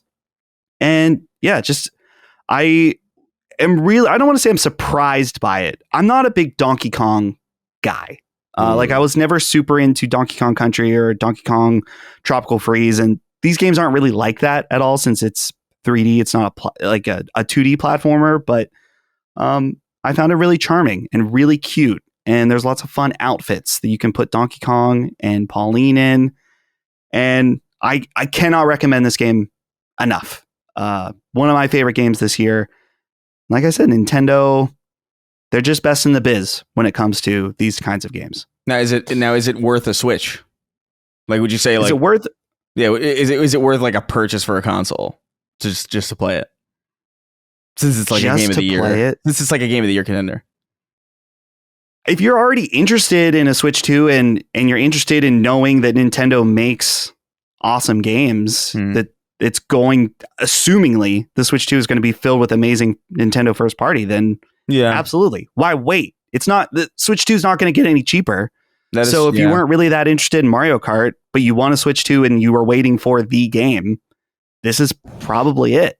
Yeah, that's the thing for me. I'm like, I don't really want to Switch 2 really right now, but like, I do like Donkey Kong quite a bit. Like, I loved Donkey Kong Country like so much, and I know that this isn't like that. I get it, but like everybody talking about it is making me like, damn, dude, really? So I'm thinking about it, but I don't know. Yeah, I mean, it's I don't know. I'm so out of the idea of like scoring games and stuff like that. And a lot of people are asking like, which is better, Mario Odyssey or Donkey Kong Bonanza? Donkey Kong Bonanza is certainly a better and more fleshed out game than Odyssey. In fact, I was shocked by how long Bonanza was. By the end, I was like, wow, there's really another level here and another level after that. So compared to Odyssey, it's much longer and definitely bigger, more fleshed out levels. I'm always going to be leaning towards Mario just because I'm a 3D Mario fanboy, where I love controlling in Mario's moveset, and Donkey Kong as his moveset's super different because it's all about the environment and the destruction of the environment. But you're not going to be doing, I mean, I've seen some videos online of people doing crazy mobility with all the different things he can do. It's not quite to the degree of Mario, but yeah, is it worth a Switch 2 purchase? Maybe. Maybe if you know, Chris, that there's going to be other Nintendo games that you're going to want to play, I mean, you might as well pull the trigger. I wouldn't say like if the intention is like I am going to buy a Switch 2 and I'm only interested in this game, then I mean that's a lot of money. Yeah, it's like well over $500 at that point. So I could, yeah. I'm thinking about like maybe just getting one and then playing through it and selling it or something. I don't know. yeah, I really have no idea because I do want to play Donkey Kong. It looks really good. It looks like my kind of game too. I love Terraform. I love like destruction physics and shit. And and just hearing that soundtrack again, man. I don't know, man. The Donkey Kong soundtrack is so good. Oh Like, yeah. it's so damn good. Like it's always been, in my opinion, it's always been like my favorite easily. Like of the Nintendo like soundtracks that I've ever heard, like Donkey Kong Country like sweeps. It's so like that underwater ambience shit that is so iconic and good. Right. Ah, yeah. I don't know. I'll think about it. Yeah, and as far as terraforming, the most interesting mechanics are later in the game that I don't want to spoil for anybody, but they're very cool, and I think you'd be into it. Yeah. Console's probably not going to get cheaper. Yeah. No. Yeah. I'll think about it. All right. That's all we're playing. Let's get into listener inquiries as we wrap up this show. 6 questions, comments, concerns, thoughts, and ideas from the audience over on Patreon. Patreon.com/lastdaymedia. Remember, you can support us over there for a bunch of different perks, including early ad-free access to all the episodes of this show and all the other shows in our network, and the ability to submit inquiries to all those shows via the threads in the news feed for each show each week. Ours publish on Wednesday afternoons, and I delete them Thursday afternoons, so you have that 24-hour period or so, and you can turn your email notifications on if you want to see the thread come through. This is an especially people. You guys are great. You always have great insights into things for us to talk about at the end of the show, and I'm talking you guys, the audience. But I feel like this is an especially strong group of questions, in my opinion. We'll start with Bobby Bell. He says, "Hello, Sacred Sirs. Growing up, my dad would rarely play video games with me. I get it. He would rather have me work on cars, which was probably more of a lucrative trait. Me having a 6-year-old daughter who loves to play the Marvel vs. Capcom collection could not be more proud of my child's choice of aesthetic. My question is, did your parents play with you? Would they even entertain the idea?" This is an interesting question because we are in a different era now.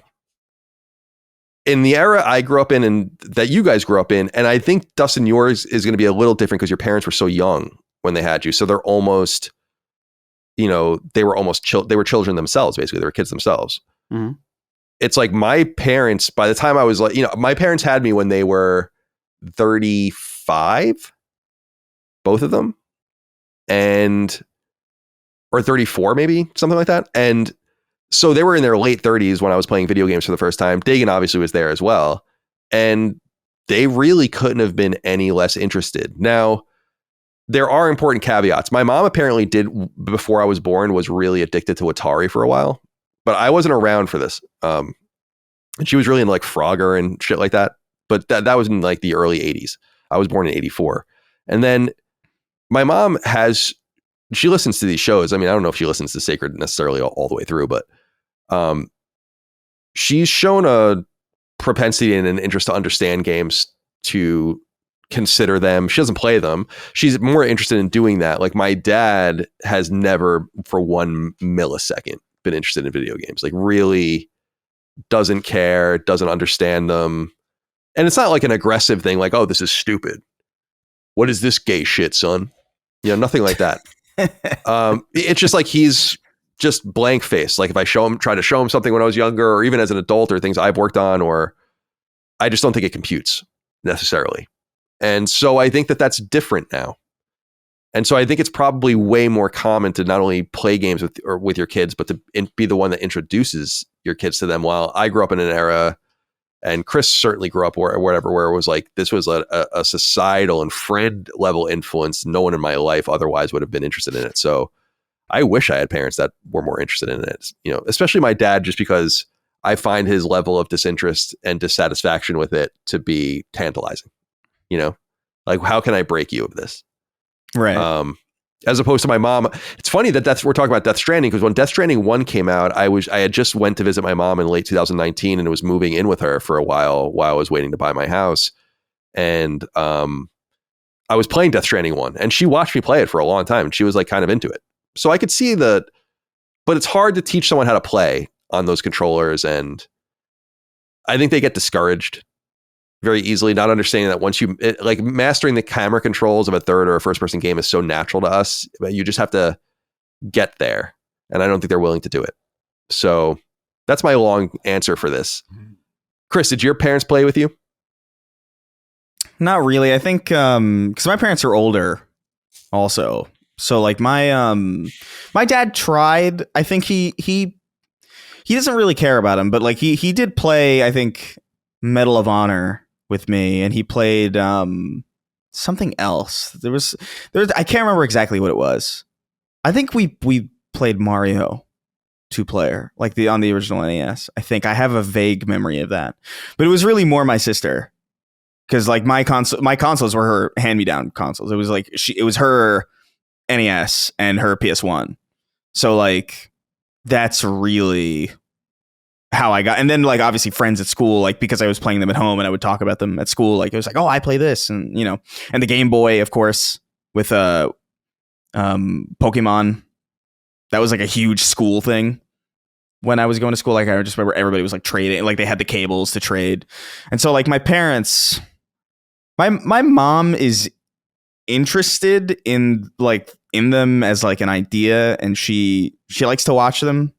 My dad likes to watch them too, depending on what they are. Like I remember explicitly like setting things up in such a way that like I want to play Red Dead 2 in the living room when dad is there, because I want him to see it.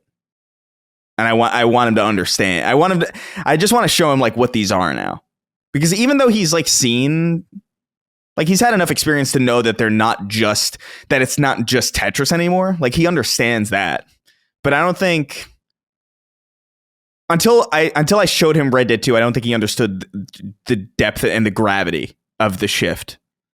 That it wasn't just like, oh, Tetris that looks better and sounds better. Like this is like, no, this is just straight up. Like you can experience one of the best Westerns ever in this medium. And he was like super into it. Like, because I started it in like from the beginning in like a snowy area in the beginning. Mm-hmm. And he was like, this is a game. This is crazy. And he was like fixated. And I was so excited about that.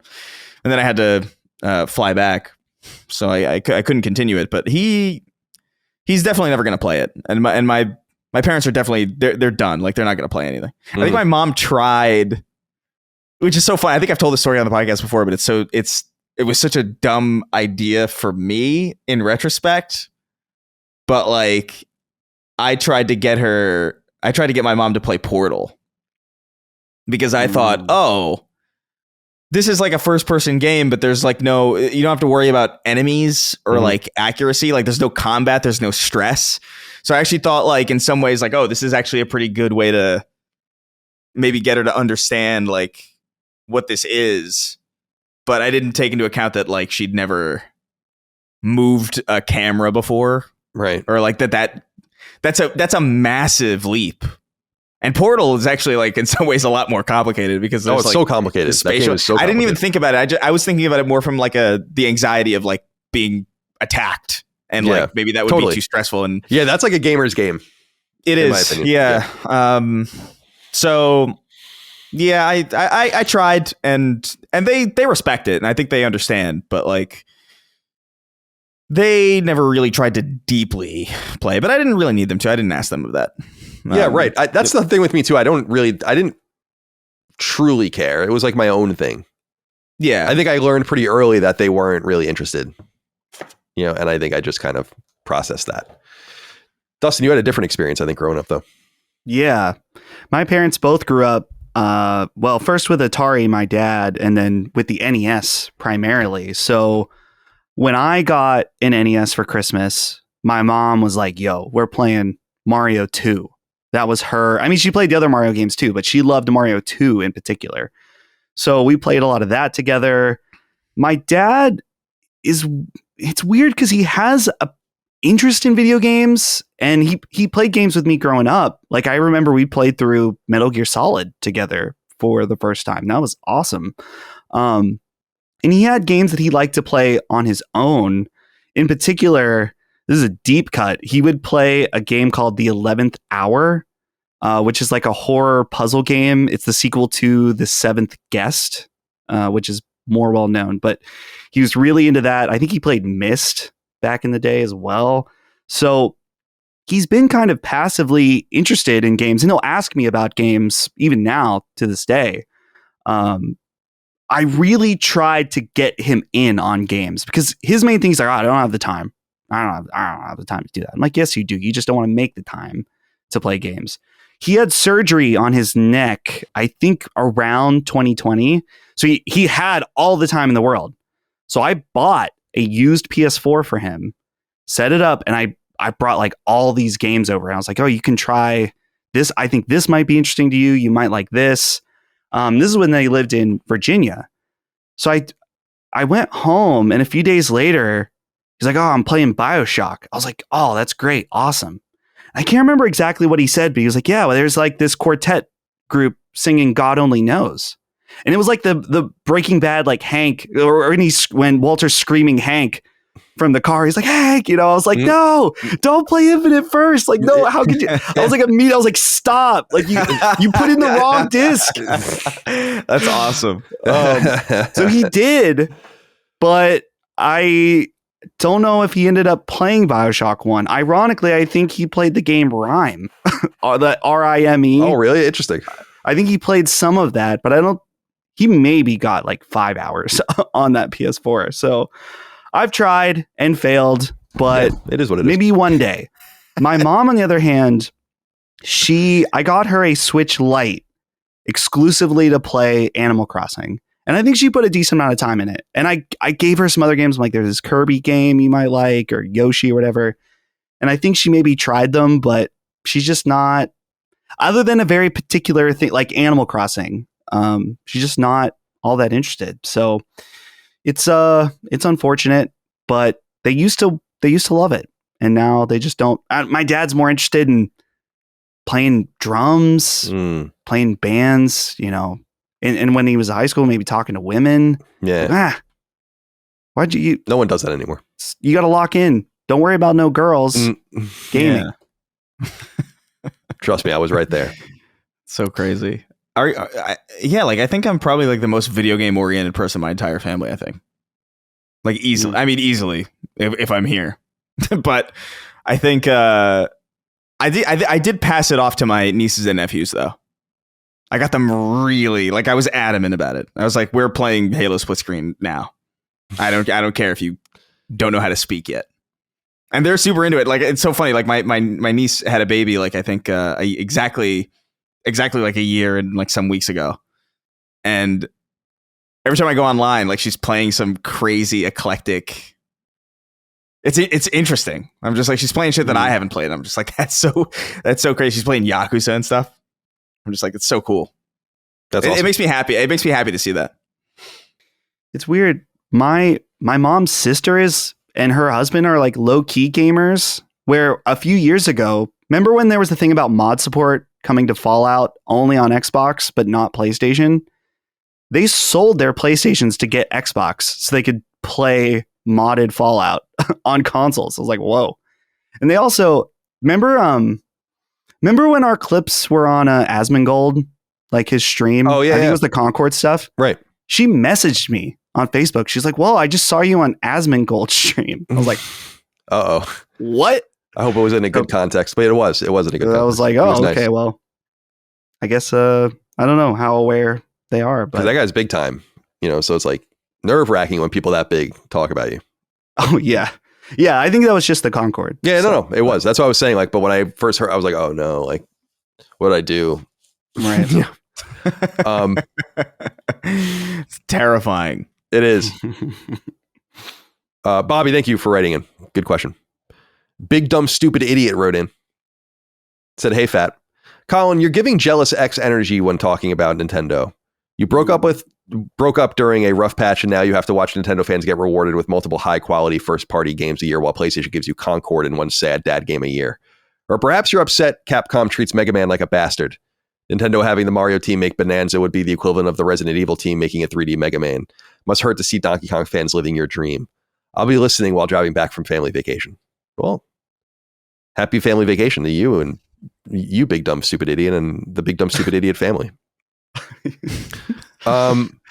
I saw Gene got mad about my feedback about Donkey Kong Bonanza, but I think that most people read into it as me being somewhat facetious.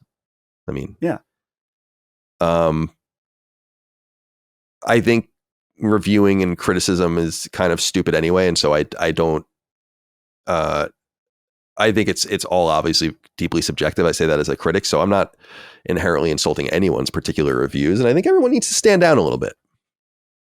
I have no regrets, no regrets, and I was listen. I'm not going to be criticized by people that weren't there in those Nintendo trenches necessarily. I'm not saying big, dumb, fat, stupid idiot or whatever his name is. Fat? No, he didn't say fat.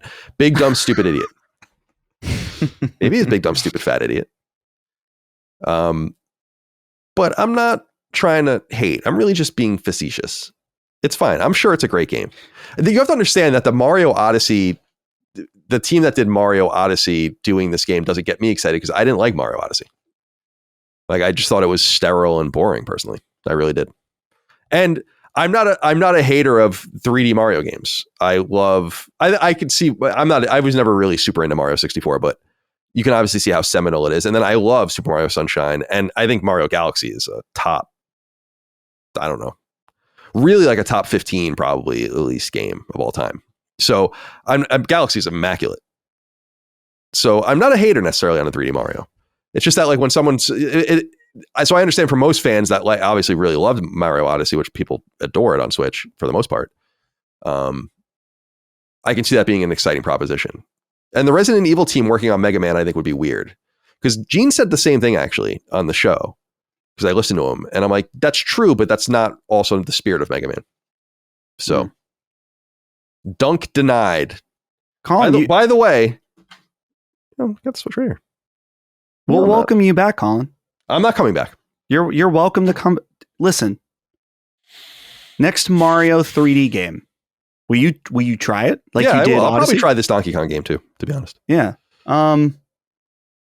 If you're, I mean, but I'm not coming. I'm going to say this. I know you're not going to. Mario Wonder, damn good. That's the 2.5D one. Well, it has depth to the background, but you're not. Well, I guess there is. You do go to the back. It's 2.5. Like Little Big Planet, kind of. Yeah, kind of. I wouldn't say it's the emphasis. It's mostly traditional. I'm sorry to compare a Mario game to Little Big Planet. I don't mean that. That was like on a quality level. I'm just saying the depth of field. Please, like, relax. God, that's awesome. I would never say something like that. You know that. It's barely 2.5D. There's like a few instances where you go almost like through a door in Mario World. But is the plane okay? So but the plane is flat.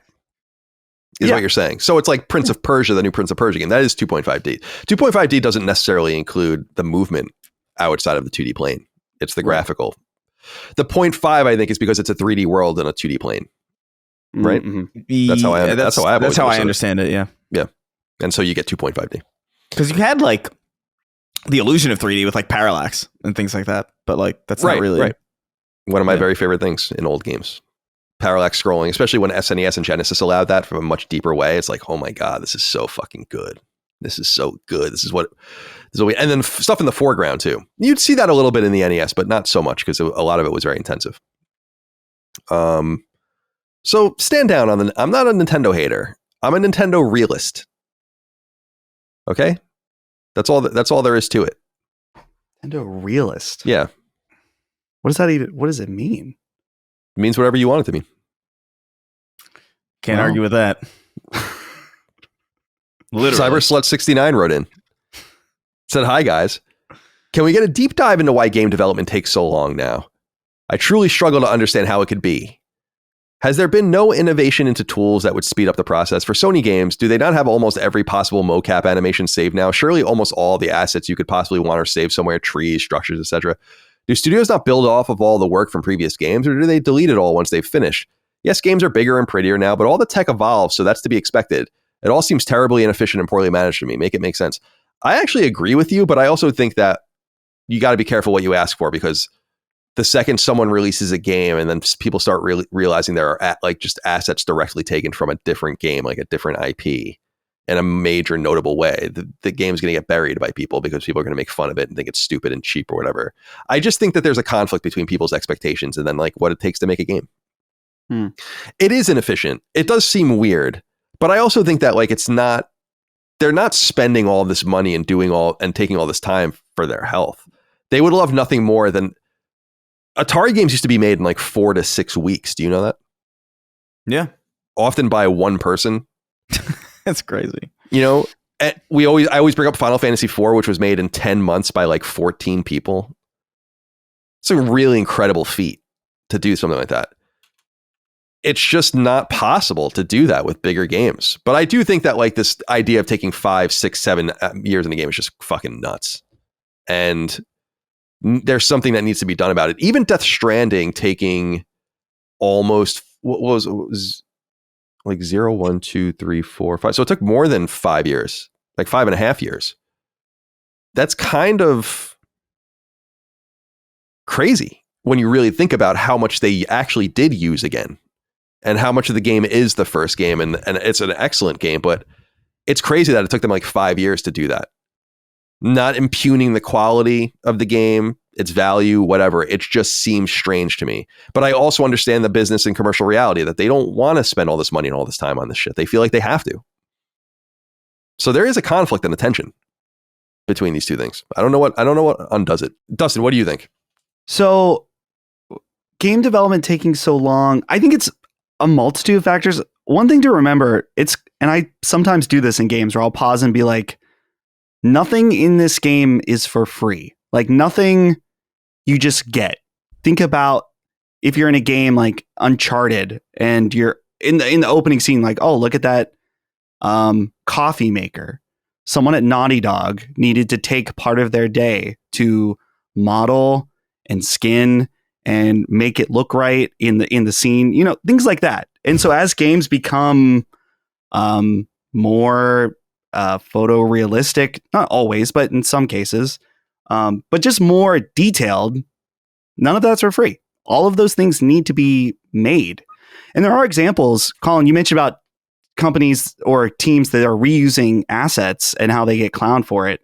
One example of a team that does do it, and people try to clown on them, but it doesn't always work, is FromSoft, who reuse a lot of stuff in between games. And that's how they've been able to keep games coming out at a pretty reasonable clip for just one team. And yeah, it's like you were saying, Colin, too, that you got to be careful what you wish for.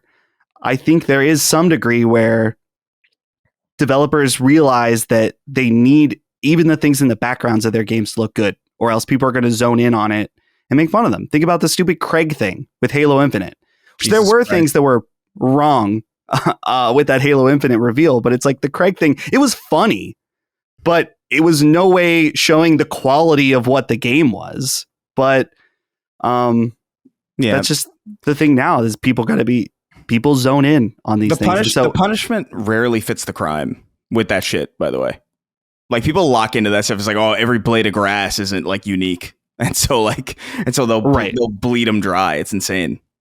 Yeah, it's stupid. So yeah, I think that things could be more efficient, and I think that players should be more okay with certain things being reused. So it's probably somewhere in the middle. Yeah, it's an expensive.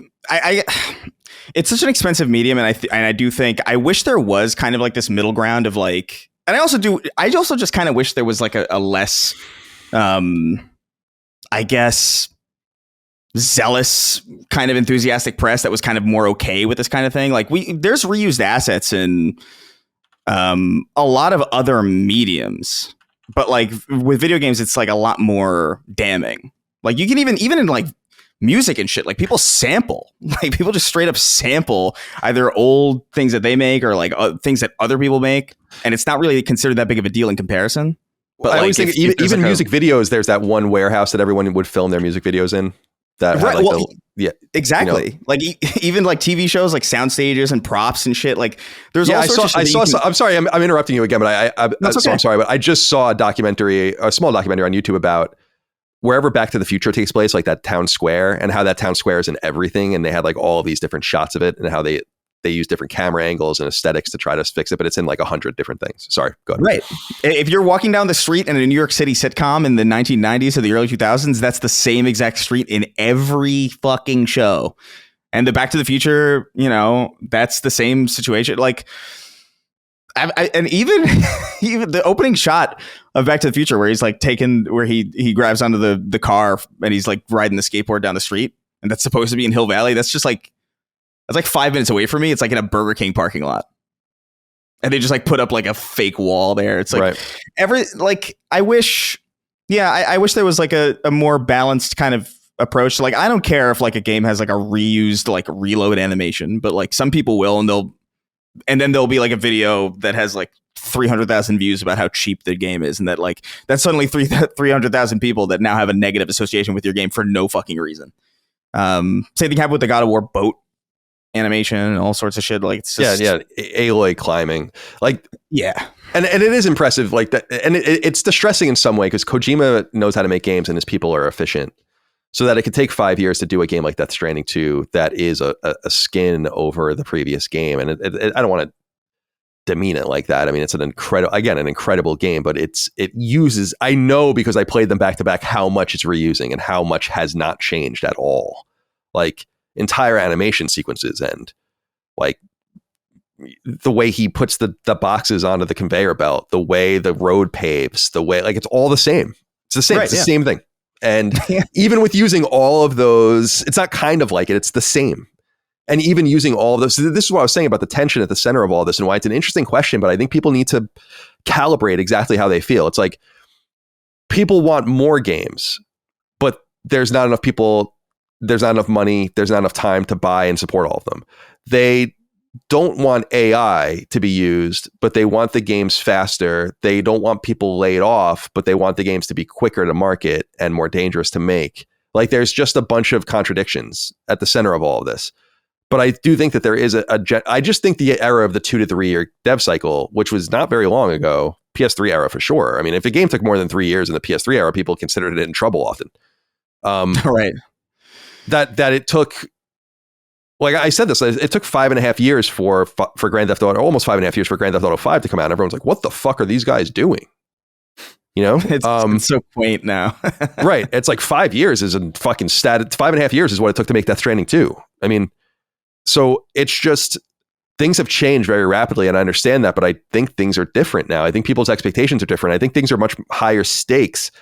And while there is a space in the A and AA space to win, you look at a game like RoboCop and a publisher like Nacon. It's like, cool, that's great, but you guys make fun of 9 out of 10 games like this. You're certainly not buying them. I'll say it until the fucking cows come home. Like, the idea of making more and making it easier is not the solution, because it's just going to make the volume problem worse.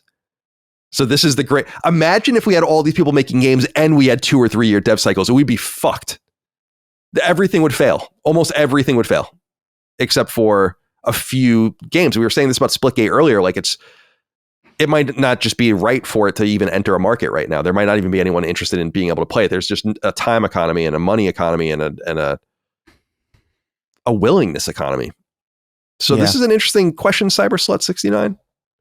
But I think the quality is seen in the games that you can get a game that's made by 30 or 40 people with contractors like Expedition 33. It takes a while. It's a AA game in a lot of aesthetic ways, maybe low end AAA, cheaper price point, and it works out for them. But I'd say 9 out of 10 times it doesn't work. I think even a game like Expedition 33 could have come out at a different era and not worked. Like, I don't think that game would have been as well received in the PS3 era, for instance. I think people's expectations and tastes and desires and wants are different. There's so much to calibrate that can't really be that you can't calibrate for. So you have to just kind of wing it. But I think that, like, for us to get these easier, when you look at a game, there are games like The Elder Scrolls 6 where, like, it's like, this is insane how long you're taking on this. I don't know why you announced it when you announced it. I don't know what you're doing behind the scenes. But I have some suspicion that when you see the nature of the game and you see how big it is, you'll be like, oh, that's at least a really big game. Like, that's a big fucking game. And so sometimes, so in other words, I don't want people to say, like, time necessarily is a problem either. If you're taking time and you're going to sell 20 million copies of a game, it's time well spent. So even then, I don't know, it shouldn't necessarily not take a long time. Whatever. But yeah, even what's another example? Fallout 3 to Fallout 4 was 7 years, but they made Skyrim in between. That's the even crazier part. Oh, yeah. So things have just changed. All right. Mr. Bojangles wrote in, said, Colin, as someone who values free markets and creative risk-taking, how do you reconcile the increasing homogeneity of AAA game design with the consumer behaviors that incentivize it? Do you think players are unconsciously shaping the very stagnation they complain about? And if so, where should accountability lie, with the studios, the media, or the gamers themselves? We said something last week that I thought was really funny, Dustin, where we were talking about something. I said about merch or something, and I said something like, people say a lot of things. And in other words, it's a way of saying talk is cheap. People tell pollsters things, go into focus groups and say things on social media that are aggregated and shown in boardrooms, and then the product comes out and no one cares. But the consumer is fickle, and you can't only rely on the things that they say about what they want. It goes into what Steve Jobs so famously said. I was listening to an interview with what's that guy from Shark Tank, Mr. Wonderful? Yeah. Kevin O'Leary, right? That's his name. And he was giving an interview, and he was talking about how he was an investor with Steve Jobs, and how Steve Jobs was a complete fucking prick. And that, which he was. I mean, I think Steve Jobs is an amazing person, but he was notoriously a prick. And he would say things like, I tell people what they want. Like, I know what they want. They don't know what they want. And he would say literally those kinds of things, not even beating around the bush. Like, I don't care what they want. And Kevin O'Leary said something like, you can't really be like this. And he's like, listen, Kevin, have you made a lot of money with me? Like, just go away, basically, and let me do my thing. And you either need that level of confidence in like what you do and shoving new markets forward, and that's probably too bullheaded for most people. Like, not everyone's a genius level Steve Jobs kind of seer and doer, like a very unique figure. But the other end of the spectrum is listening too much to what the market wants, but not putting your own spin on it and being convinced that you can change perception or minds or give people things that they don't know that they want. And so really everyone's to blame. You say, so it's the studios and the gamers. You ask the media. I'm like, I don't think the media really has any power anymore. Yeah. I think maybe 10 or 15 years ago, the media would have definitely been to blame for things that have happened, but not anymore. I do think studios are maybe too reliant on the things people just say. And it's so easy to say something, but not follow through on it. And this causes a sort of condensing and a homogeneity of AAA game design, but that's what people want. You can't really argue with it. Like, people don't want, there are film fans that really want art house films and this really abstract shit and foreign films. But most people just want like action movies and thrillers and like crime dramas. And that's kind of okay. Yeah. So do you have anything you want to add here? Either of you? Oh, no, Dustin's coughing. Yeah, no. Chris, anything you want to add? I mean, I don't know. I think really it kind of takes two to tango. I think really, like, I think it's a game of telephone in some way, where like maybe like people say that they want one thing, but that's another thing too. It's like, even if you say you want one thing and then it gets mistranslated throughout like a list of people, or like, through the lack of context of social media. I think there is something to be said about the fact that like what you want and what you feel can't necessarily be accurately, or a lot of people lack the skill to accurately communicate truly what they want or truly what they think. Whether that's because of a lack of, vocabulary to describe it or what have you. But I think ultimately you kind of end up in a situation where there's no, everybody's just kind of throwing shit at the wall and hoping things stick. And then whenever something works, that's what they're going to stick with. And I think that's reasonable, if boring, and safe. But I think it's kind of everybody's fault, really. Yeah. I feel like what's nice about gaming, at least, and I guess this is true for film as well, is that we have a vibrant and overall healthy independent scene with smaller games, and that's where a lot of that innovation can take place. And I think you can see that where there are indie games that end up blowing up and then can have an influence over AAA games where, the risk is so high and some small team made a risk or did something interesting and proved that it worked. And so they're able to do something without there necessarily being as much of a risk involved. Because I wonder, like with Expedition 33, that's a smaller team that made this game. And not to say that turn-based games are dead, but they're certainly not as alive in the big AAA space outside of a few examples. And I think that a game like Expedition 33 showed big publishers that, hey, maybe there is something still to turn-based games that we can do. So that remains to be seen, of course. But so yeah, it definitely, I can understand AAA games feeling stagnant, but we can have our slop AAA and we can have our innovative games, I think, at the same time. Fair enough. And are you okay? I'm sorry. Oh yeah. Yeah, I've been trying to go somewhat quick. It's the tickle in the throat that it gets you. We can get that. You got something? You got something for that tickle in the back of my throat there? Yeah, I think I can scratch it for you. Oh. Jesus Christ. Blue Dougal wrote in and said, "Hail Sacred 3, question for Chris. I think Dustin could probably answer this too. Yeah. I have a new TV, and whenever I switch to the PS5, it switches to game mode on automatically. I've heard him say many a time that he cannot abide TVs that are not set up properly for console gaming. Is there any other setting I should be looking at? Or can I trust that game mode is all I need?" I always remember that, I think I told the story that when I first started working at IGN, it was the first time I ever had a flat screen TV and it was at my desk. And like at some point, one of the video guys, Brendan Ayub, who's a really great guy, he owns like a really famous production company now, actually, that does really well. He came up and was like, "I can't watch you play like this anymore," and like took the remote control and like did all of this shit to it. And you used to have to be very manual with it, but now it seems like the TVs kind of know a little bit better. So what do you think of this?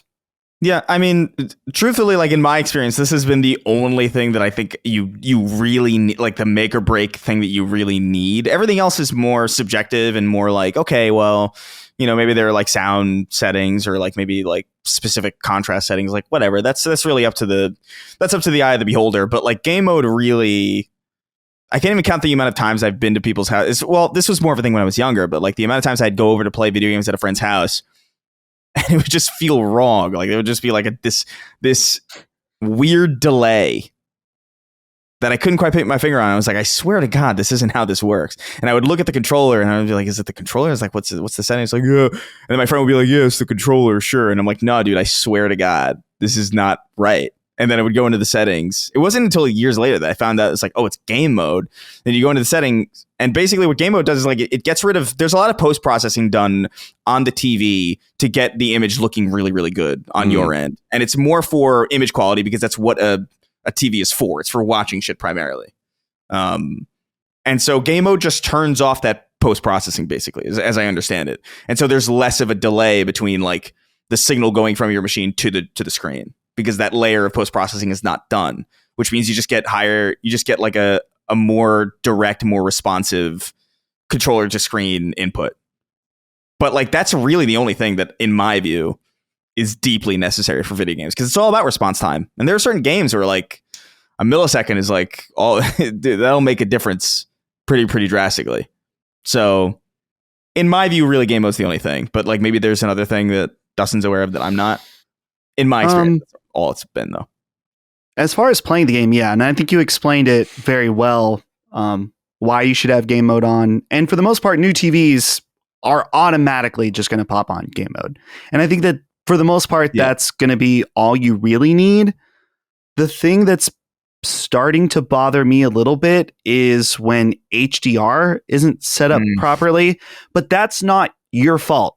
HDR standards and TVs and consoles, it's a fucking mess right now, between how HDR is implemented, the different HDR settings, like whether or not you have HGIG on and things like that. It's really annoying. And that's why people are having such mixed experiences with HDR. So what I recommend, there's a fantastic YouTube channel called HD TV Test. It's this guy, Vincent Teo, And it's awesome because he has these really great in-depth videos. And if you have a newer TV, he's going to show you like how to set it up with each different console. But he's like this guy that has he's Asian, has a very strong accent, and he'll be very serious. And then he'll include like a dick joke right in the middle out of nowhere. And it does this little bing like sound, and you have to see it. So Vincent Tio, HDTV test, go to him. If you have a new TV, or maybe even with your current TV, and I'm more than likely he's going to have a video showing you how to set it up, how to set up HDR properly. Dude, HDR on the Switch 2 is completely fucked as far as setup. Like, there is a very core setting in setting it up, and I think they just label it. It's like a tiny little thing in the setup, and people have realized like, oh, this tiny little side button when you set up your HDR is actually very fucking important. And if you don't mess with it, it makes your picture totally blown out on Switch 2. And they just don't care. So no surprise from Nintendo. Yeah. They don't know how to help people set up HDR, but it's not just the consoles. It's also the TV. HDR is like a weird, like, because I'm still like, it bothers the hell out of me, and I don't know how to fix this. I've never really bothered because, as far as I'm concerned, everything works well enough. But every time I launch into a game, like, I'll be on the main menu of like the PS5 or the Xbox or whatever, and then I'll launch into a game, and then the screen will go black. It'll do that flash. It'll go black for like 3 seconds, and then it'll load in because like now it's HDR, and I'm like, this sucks. Like, I hate this experience of understanding that even if I understand I'm not missing anything integral, the idea that I know that my experience is being interrupted, that I'm aware of it, really bothers the hell out of me. I don't know. I don't like HDR really. I know that's like crazy to say if you have like a good experience with it, but like every experience I've had with it has been like pretty tumultuous and annoying. And like, I'd much rather just not deal with it at all. Well, if my experience with that first flat screen TV was any indication, I have no idea what I'm even looking at. So you don't have to worry about me. I didn't understand frame rate until it was, well, I mean, I understood it, academically, but didn't really care about it until it was shoved down my throat. And then you realize like, oh yeah. So it's, I'm probably using all the wrong settings on my own TV. I think it's fine. Josh Bailey wrote in, final inquiry, says, "Good day, boys. I hope life is treating you all well. Why do we, the royal we, care so much about information regarding news on unreleased games, rumors, speculation, and industry analysis? Obviously, enough people care about this to support such a large industry of news sites, independent YouTube channels, Twitch channels, Twitter accounts, independent podcasts, and multimedia networks such as this Patreon. However, since the dawn of the digital age, I have access to so many games between PS Plus giveaways, sales, etc., that I could probably occupy myself for several decades without buying a single new game. What is driving this desire to always be looking into the future of what is yet to come?" It's a great question, but I will say this, and this is my honest kind of answer, is that there's nothing I care about in the world that I'm not more deeply interested in than the simple product or the simple act of, like, music's a good example. I listen to music, but I always love about the band dynamics. Who produced this album? Where did they record it? When? Did they play it live? What does this sound like live? Like that, it's, in other words, like if I wasn't that deep into it, I just wouldn't care about it at all. And games are the same way. I have a nerdy interest in just the way things work. And if I don't care about the way something works, I probably don't care about it at all. Like, and there's a million things like that for sure. But if I'm out there gardening in the backyard, I'm looking at the plants and I'm wondering how they're doing and why they're doing a certain way. And like, what can I do to make them grow better? And how can I trim them? Can I do this and that? And so like games, obviously, like I love games. So I'm going to be deep into it, or politics or history, or I'm never, if I'm just into the baseline small talk version of something, then it's like not really an interest. Yeah. So that's what, for me, that's how I can most eloquently say it, is that it's because I care. I don't care just about because people are like, just play games. And I'm like, well, I do. I play a fucking asinine amount of games, but there's more to it than that. Of course. Any thoughts before we move on? Or I guess leave. I wonder, and maybe I'm thinking about this too deeply. I watched a Hank Green video a few weeks ago about how a lot of the attention economy and like the dopamine addiction stuff. And one of his arguments was like, we as humans in our adaptation or evolution, whatever, we've survived by constantly thinking about what's next.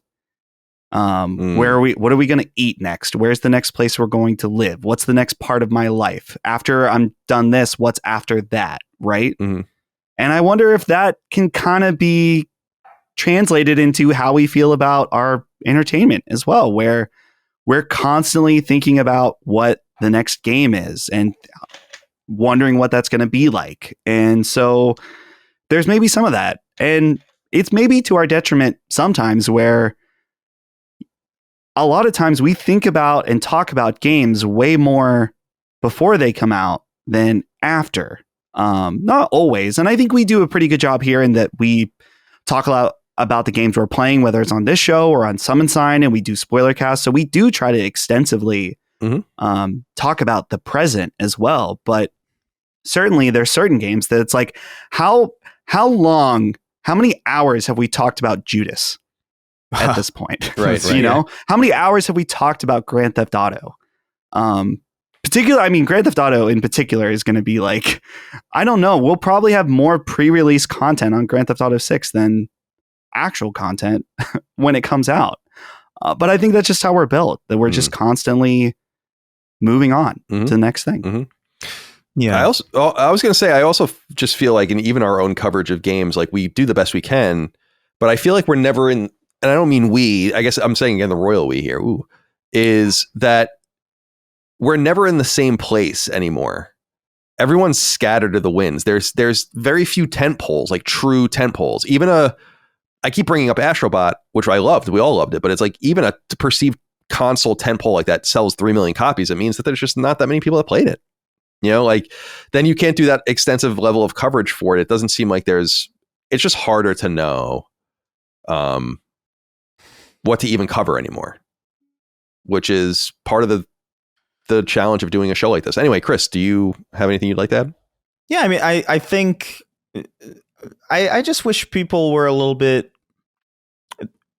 The amount of incuriosity I see kind of makes me sad, because I think like if you're interested in something, I think it behooves you to care about, like, and by the way, like it doesn't mean that you necessarily have to care about, like, let's say if you're really interested in video games, that you have to care about, the percentage of shares of whatever company goes to who, or anything in particular. But like, I think you should have some deep level of curiosity about some aspect of that process. Like I personally find myself really, really deeply curious about the actual process of making these things, about like the decisions that are made into as far as like, why this engine, why this mechanic, for what reason, like why was this cut from the game? Was this a budgetary thing? Was this like a design philosophy thing? What is the inspiration for the narrative? What is the inspiration for the vibe? Where do these things connect, and from where?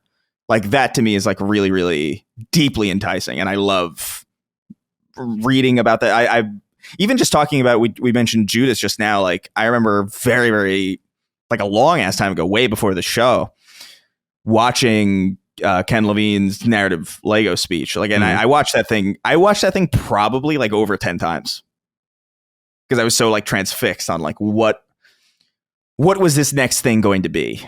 What is the thought process going into whatever it is we're going to see from this guy next, from somebody who made something that I consider so pivotal and so seminal. And so, yeah, I would say that, like, I think it's cool to care. I don't know. I don't think it's lame to care. I don't think it's and again, people have different buckets in which they pour their care into, and I think that's fine. But if you don't care about anything, if you're not deeply curious about some aspect of this thing or something that you care about, then you probably, like you said it, Colin, like you might not care about it that much. Yeah, it's hard for me to. And this is just me. I'm only speaking for me. It's hard for me to interact with very much and not be curious about it. Maybe I'm overly curious. But even, it's like the sports slow season, and we like to like just have a sport on in the background when we're eating dinner and just kind of dicking around at night. So put on ESPN, ESPN2, CBS Sports, whatever. And instead of NFL is obviously, training camp's kind of kicking up, which is good. But like NBA's over. Baseball's kind of boring for me. The NHL is not starting yet. So like I'm watching like women's softball. and like lacrosse and all these things that are cool. It's like fine. But when I'm watching this, I'm like, how does this work? And then I go on Google and I'm like, how much are these people being paid? What? And then I go and like look at the standings, and then I'm like, oh, the attendance is pretty good. Oh, there's like an interest here. Oh, they're expanding. Like, so I just interface with the world like that. I just love to know more. I appreciate if you don't. That's cool. But I think a lot of people are built the same way. So I think that explains a lot of it. But on that note, it's a short episode today. Shorter than usual, but that's okay. There's not a whole lot. We're in them dog days. Them dog days of summer. Dog days. I got the low voice for it right now. Yeah, you do. Dog days. Oh, what's them dog days down here in Savannah? It's almost got a. You don't even want to hear what he has to say next. You know, it's going to be something. It's going to be something awful. You know. Yeah, certainly not. All right, let's go around the horn and say goodbye to everyone. Chris, goodbye to you. Be well. Have a good rest of your day. Any plans? I don't know. I think today finally I'll probably get my hair cut. I tried the other day. Like I think the last episode I tried to go get it, and then they were like booked until I got there like way late, and they're like, we can't fit you in. I was like, okay, cool. So I just walked in the sun for like 40 minutes for no purpose. But it's good to be active. Yeah, but we're out early. We're out early today compared, and I had a pretty hearty breakfast, so I'm not gonna have to spend time cooking lunch. So yeah, I think I'll just go handle that. It's getting really annoying. Yeah, it's your conspicuous hat wearing. Yeah, it's too much. It's irritating because it's getting that it's that thing now where I'm like, I feel like there's a bug on my face all the time because my hair is like touching. You know what I mean?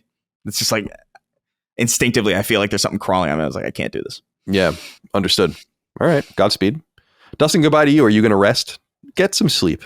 Go ahead and rest. I actually You're tired. I was just thinking. Right now at this exact moment, I feel better than I have for the last 5 days. Wow, you're euphoric right now. I'm on it's one of those things when you're sick for so many days. Like when you're at your worst point, you're like, man, I take the feeling normal for granted. Right. Yeah. Which this sickness wasn't really that bad in comparison. I mean, my throat was a little fucky and whatnot, but it was fine. But now I'm starting to feel normal again. I'm feeling the energy of that. Excellent. So if I could just get rid of, if you could help me out with this tickle in the back of my throat, I can help you out. You know, then I'm going to be set for life. I'm ready to do anything, really. Oh, I got something to Go ahead and open wide. Yeah, open up wide, boy. Open up real wide. I just can't stop molesting. Crazy. What am I doing? So tonight, I don't know what I'm going to do. I'll probably just go float around the pool and hang out, but and do some work. But tomorrow we're going to. It was Micah's birthday last week, so we're going to go stay at a hotel tomorrow and go out to dinner and just chill. And then a weekend of Death Stranding, I'm sure, as well. And so that's basically it. We appreciate all of you guys out there. I'll see you next week for the streaming of. Well, obviously, first we'll see you for Sacred Symbols Plus, Death Stranding 2 on patreon.com/laststandmedia, and then be streaming the Sacred League on Monday at 1 p.m. Eastern. So we'll see you then on our YouTube channel for Last Stand Media, and we'll see you on the next episode of Sacred Symbols, etc. and so on. Appreciate all of your support out there. Patreon.com/laststandmedia for early ad-free access and other perks. Laststandmedia.store for merch. We'll see you next time. Until then, goodbye. See ya. Take care, guys. Sacred Symbols, a PlayStation podcast, is a product and trademark of Last Stand Media and Colin's Last Stand LLC, and is proudly recorded in the USA. The show is conceived by, is written by, and is directed by me, Colin Moriarty. My co-hosts are Chris Raygun Maldonado and Dustin Furman. The show is produced by executive producer Dustin Furman. All of Last Stand's theme music is by my best friend, Ramon Narvaez. As you know, all of Last Stand's shows, including Sacred Symbols, are fan-funded on Patreon at patreon.com/laststandmedia. The following names are at the producer level on Patreon, our highest tier, and we're grateful for your thoughtful and kind contributions to our independent endeavor. Thank you.